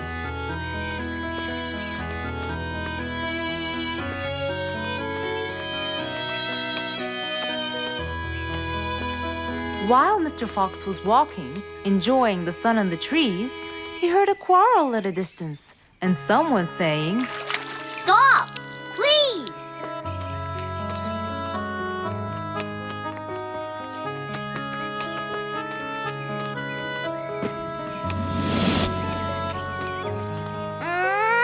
What? Can't a monkey enjoy a spring nap in peace? Nap somewhere else. I don't care. Excuse me? You splash somewhere else. You've got the whole ocean. That's more than enough room. What's going on here? I like it here, and I'm going to stay. You stink! Bingo? Bite me. Bubbles? I gobble you up, but I prefer a healthy diet. What's the matter with you two? I'm calm and happy. I'm just simply awesome. Mr. Fox, can you believe her? Honestly, I don't believe the fact that you two are fighting in this lovely weather. You tell him, Mr. Fox. Such a gloomy monkey. All I want to do is take a nap. Such a gloomy monkey, such a gloomy monkey. Bubbles, stop that. What's your problem, Bingo? What can I say, Mr. Fox? I just wanted to nap on my hammock. But Bubbles kept splashing water all over me. And it's so irritating. As if it wasn't on purpose, Mr. Fox. I just wanted to enjoy spring my way. Can't I enjoy the weather however I please? Of course you can. But Mr. Fox! And you too should enjoy your spring nap as well, Bingo. Finally! That's right. Go enjoy your spring sleepiness some other place. Say what now? You know what? I've got the perfect solution to your problem. Really? Yes, and it's very simple. What is it, Mr. Fox? Wait here for a second. Don't splash water for a short while, okay? Fine.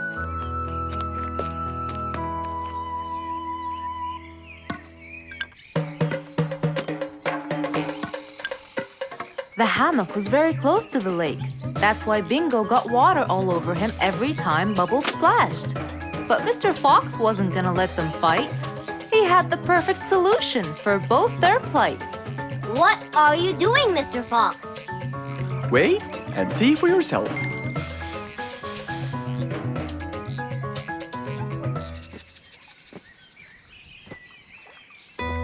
Let's see.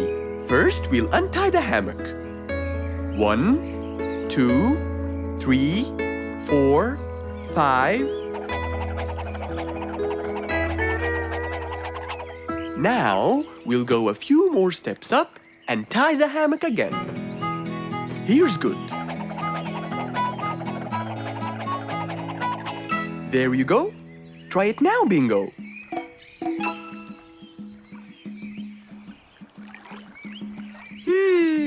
Very comfortable, Mr. Fox. I love it. And the air up here makes me sleepier.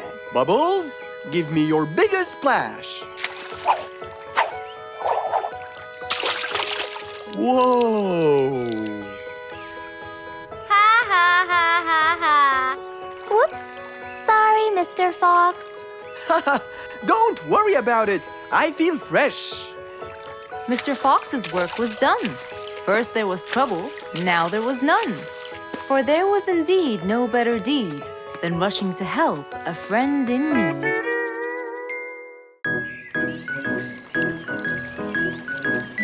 It was a nice warm autumn day. Mr. Fox was doing his morning exercises, sit-ups, push-ups, and running on the jungle track. A very refreshing start to the day. But then, unexpectedly, fog started to form, stopping any plans to enjoy the beautiful weather. Why is there fog covering the whole jungle? This is really strange. It's been happening a lot lately. I really hope everyone's all right. I should head home now. Oh, I think I should probably stay home today. I don't have my morning newspaper yet. And how would I? It's impossible to see. Aha! Wait a minute. I'll try calling Mr. Falcon. He'll definitely tell me what's going on. Mr. Fox held the phone and dialed Mr. Falcon's number.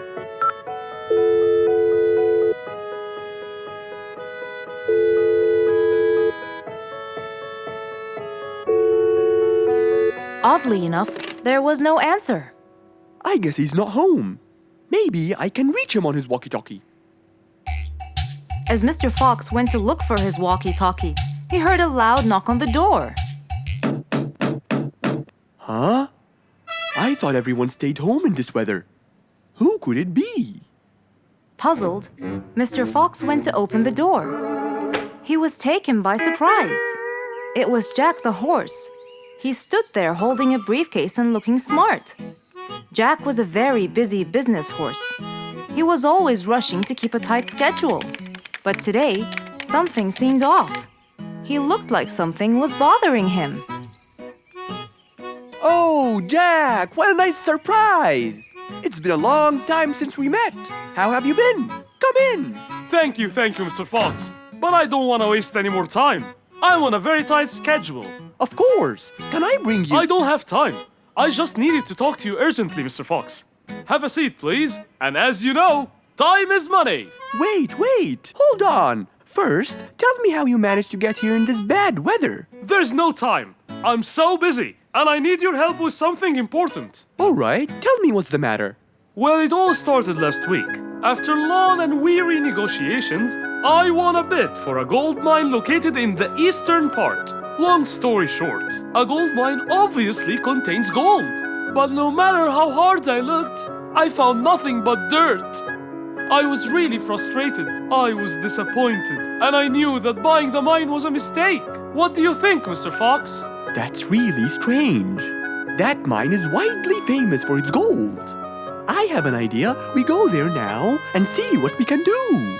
But wait here for a second. I need to bring something that will help us. Are you sure you don't want to drink anything? Yes, thank you, Mr. Fox. But please hurry up. You know that time is money, and I can't waste Any more time, I get it. Just give me 2 minutes. Too much, Mr. Fox. So, Mr. Fox went to his room to change his clothes, trying to be quick. Then, he went to his workshop. He looked everywhere for his metal detector. When he found it, he took it and went back to his house, where Jack was standing there looking at his watch, with that usual impatient look on his face. Mr. Fox, why are you late? I have a really important meeting tonight at 8, you know. We're making a deal, and I don't want to waste any more time. You know that time is money. Time is money. I know that, Jack. But now we're wasting more time, aren't we? Right. Let's take my car, Mr. Fox. Okay. The fog had gradually started to clear away, and the vision became clearer and clearer. But as Mr. Fox was about to get in the car, something happened. What's that? What's going on? What happened? That's what we'll find out in the next episode.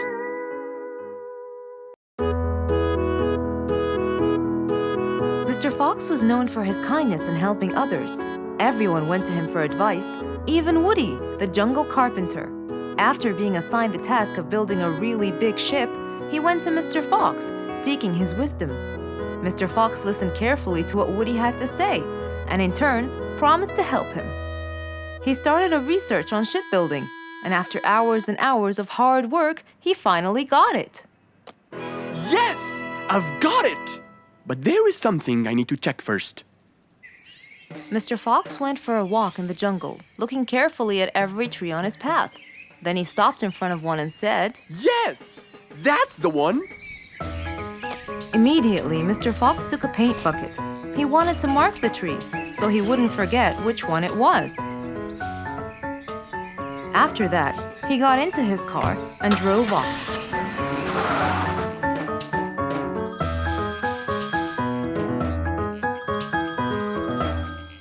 When he got home, he called Woody to tell him that he had found the perfect solution to his problem. It only took a few minutes before... Oh, Woody, right on time. Come on, Mr. Fox, tell me. Okie dokie, come in. I finally figured it out. I never doubted you, Mr. Fox. I was sure you'd be the one to help me find an answer to my problem. Oh, don't mention it. Here you go. These are blueprints. They're guidelines that will help you learn how to build a ship easily. Woody started reading the blueprints thoroughly. He knew most of what was written in it, so he looked up and said, It's a lot easier than I thought. Thank you so much, Mr. Fox. Oh, but Mr. Fox, what about the materials that I'll need to build it? Here's a list of all the materials you'll need.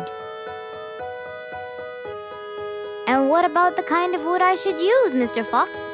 I did extensive reading, and I found out that our ancestors were famous for using teak in the process of building ships, as it's really stiff, strong, and it can also be shaped to have wide planks, which would help the ship to withstand the waves of the sea. But I know you don't know what teak is. Not everyone does. But come along. I think it would be better to show you the tree I found earlier in the jungle. Our jungle? Of course! Everything you dream of can be found in our beautiful jungle. Mr. Fox got into his car with Woody by his side and drove off. They headed towards the tree that Mr. Fox had marked earlier. Here's the tree. Huh? I have loads of that wood in my store, but I never knew that I could use it to build ships. I didn't know about teak either.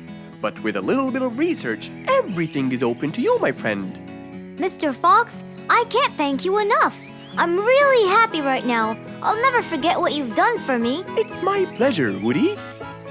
Now that I know what I should do, I'll go back and start building that ship for Nate as fast as I could. Thank you again, Mr. Fox. So, after helping his friend, Mr. Fox got into his car and drove away happily. You know, it's true what they say. A friend in need is a friend indeed.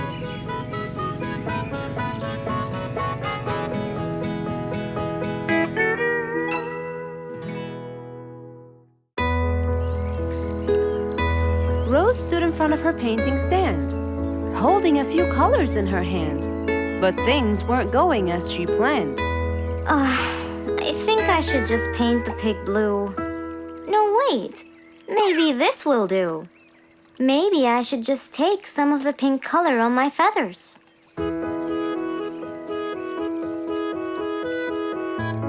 This isn't working. Maybe I should call Mr. Fox. He might have some clue about what I should do.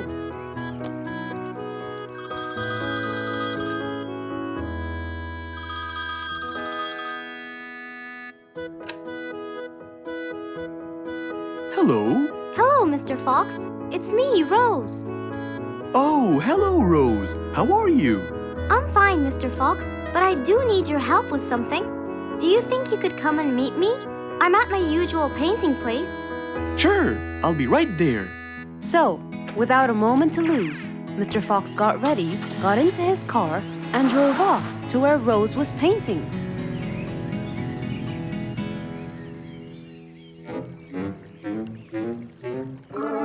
Oh, Mr. Fox. I'm sure glad you're here. I tried everything, but nothing seems to work. What are you trying to do, Rose? I was just trying to get some pink paint, Mr. Fox. I'm not sure that this is the right way to do it, Rose. Well, what should I do? Do you have an empty color palette? Of course. So, what colors do you need? I have red, blue, yellow, black, and white. But I still need pink, green, orange, purple, and brown. Let me see. If we take a bit of red and a bit of white, we can make pink. Oh, it's just like magic. How about the other colors? Do you want to try? Why, yes, I would. But which colors do I use? Use your imagination, Rose. I want to try red and blue. Okay. Wow! Now I can paint my violets purple. Do you want to try again? Sure. This time I'll try red and yellow. Nice! Now you have orange. It's beautiful, Mr. Fox. But I'm still missing green. Well, let's see. We still haven't mixed blue and yellow, have we? Right! This is a really cool shade of green. Now you can paint all you want. But, Mr. Fox, what about brown? Right. I almost forgot. Let's try orange and blue. Yes, that's it. I really can't thank you enough, Mr. Fox. Don't worry about it. I really like your painting. You do? Yes! It's quite colorful. Well, thanks to you. Now, whenever you're missing a color, all you have to do is try some together. All the colors that Rose once knew, when mixed together, turned to something new. Pink, purple, orange, and green. Something she had never seen. One day, the whole jungle decided to celebrate their new king, Rorik the lion. He was young, active, and picky, and known for his loving spirit. After his coronation, King Rorik moved to his new mansion and started to check it out.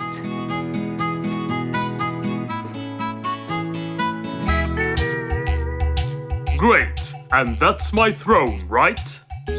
Exactly, Your Honor. Well, I'd better check it out. Yes, please do.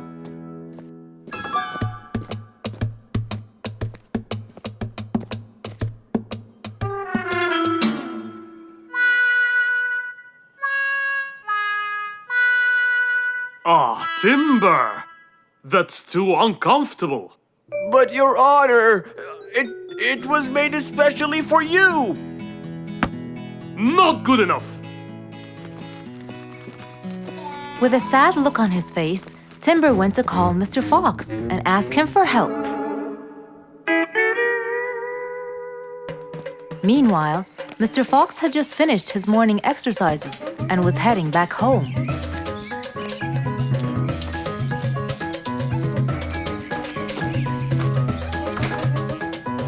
After a cold shower, he changed his clothes and had some tea.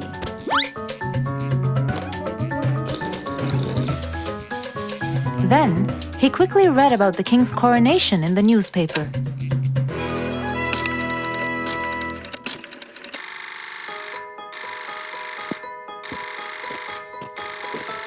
Hello?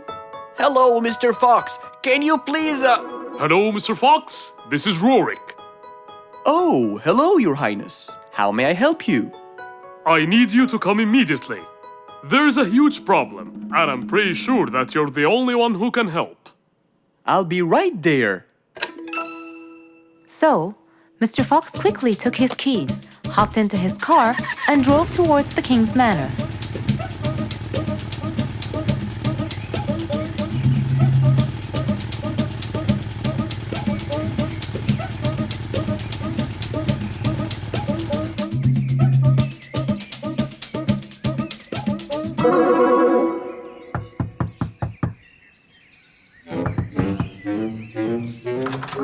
hello, Mr. Fox? One moment, please.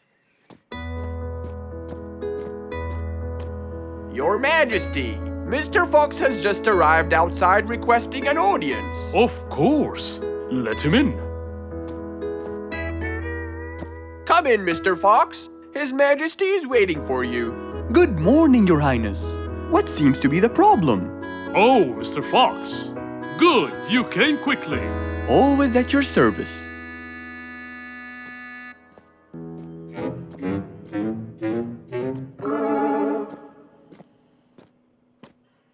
Well, I was at my coronation, and I thought I would check out my throne.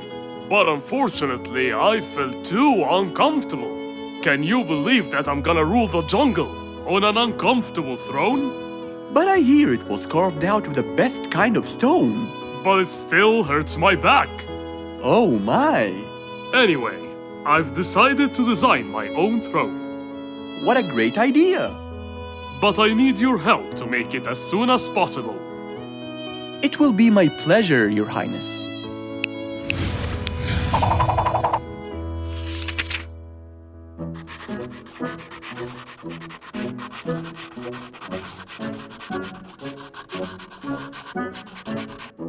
Mr. Fox designed a new throne for the king, but the king didn't seem to like it.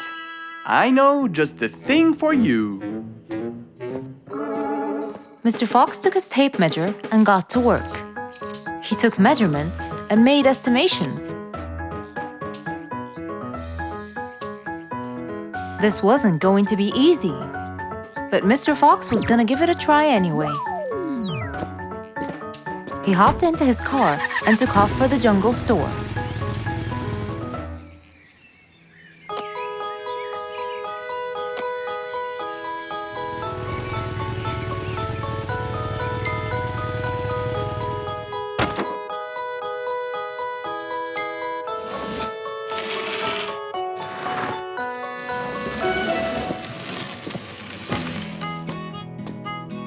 All done.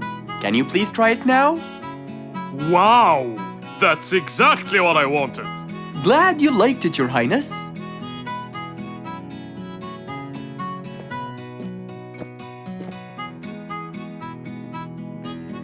And there you have it, the new King of the Jungle.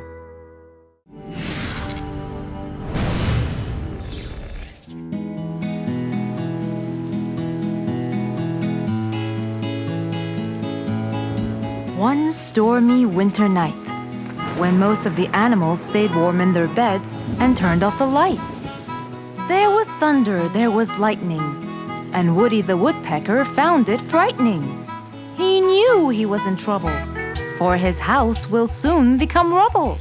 Oh no! What am I going to do? I better go to Mr. Fox before things get worse. With a nice cup of hot chocolate, Mr. Fox continued reading his book when the doorbell rang.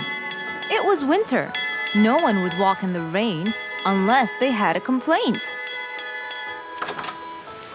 Woody, what are you doing walking around in such cold weather?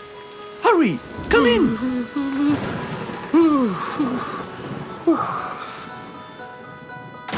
Mr. Fox, I know it's cold, and I'm sure my problems will make you feel bored, but I need your help. Of course. Don't worry. Have a seat, Woody, and I'll get you a hot drink. It must have been terrible to go out in that storm. Okay, thank you, Mr. Fox. So, what exactly is your problem? My roof, it gets ruined by the rain. Oh, I keep fixing it every now and then, but now, every winter is a nightmare. here you go, Woody. Thank you, Mr. Fox. So tell me, what happened to your roof? The rain makes it damp. Sometimes I fear it gets too damp. It might fall. Oh, you're right. That's a serious problem. Well, will you help me? Mr. Fox knew he couldn't stop the rain, but he couldn't let Woody's efforts be in vain. There had to be another way. I have an idea. We need to guide the water off your roof. But how can we do that? Well, we need to visit the jungle shop. But first, we'll wait for the storm to pass.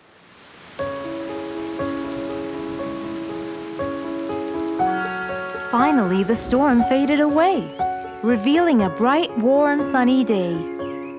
I think the weather is better now. Let's go, Mr. Fox. Mr. Fox and Woody hopped into the car, and off they drove to the jungle shop. So, what will we buy from here, Mr. Fox? A sloped roof. A roof? But how will we transport it? Oh, don't worry. There's a new type of roof.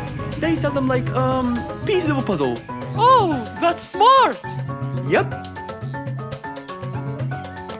Mr. Fox and Woody chose a nice big red roof. Then, off they went to Woody's house. Mr. Fox got a ladder and climbed up. He started to fix the roof from the top. Now, all we need is to put the pieces together.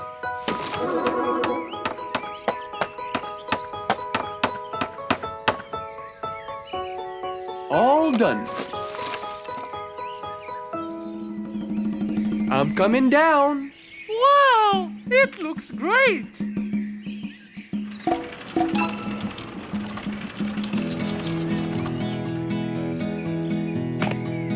That way, all the water will slide down and the rain won't bother you again. So, does that mean no more rainwater will enter my house, Mr. Fox? Of course not. I guarantee it. Oh, I'm so happy! Thank you so much, Mr. Fox. Oh, it was nothing. We all like living in a dry, warm place in the winter.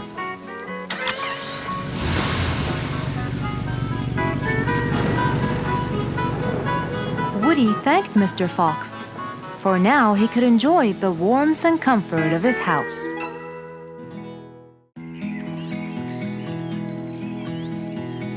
What a beautiful morning! Mr. Falcon should have been here by now. He was supposed to get me some sugar candies from the other side of the river. I can't cross that river on my own. I can't swim. I'd better go to Mr. Fox. He'll tell me what to do.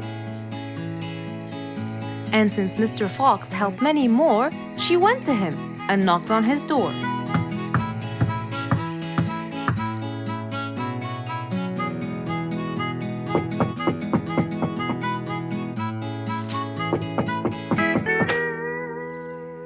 Who's there? Over here, Mr. Fox. Oh, little Auntie Lou. Welcome. Please come in. Thank you, Mr. Fox.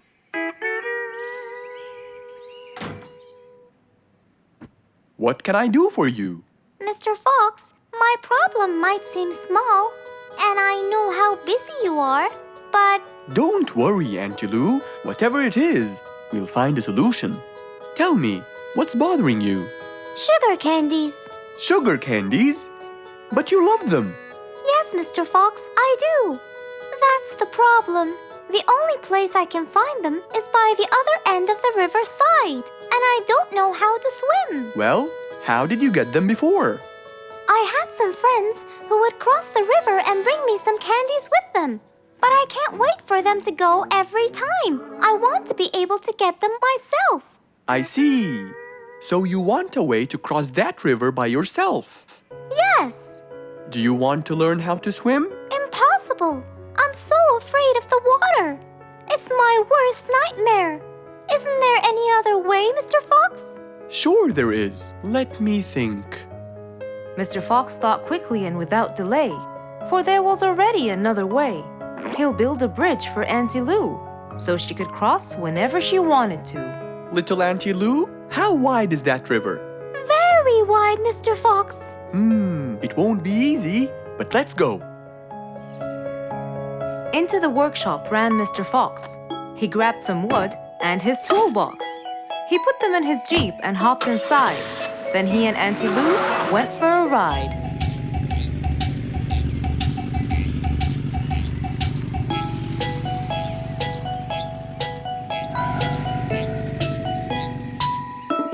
Little Auntie Lou, that's not a very wide river.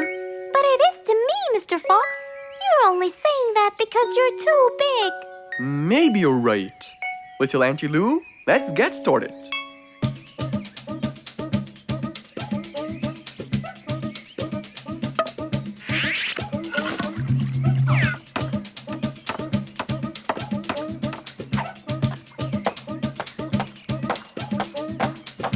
Finally, the bridge is complete. Mr. Fox, that's exactly what I wanted. Thank you so much. I'd better be on my way to collect the sugar candies. I've always dreamed of this.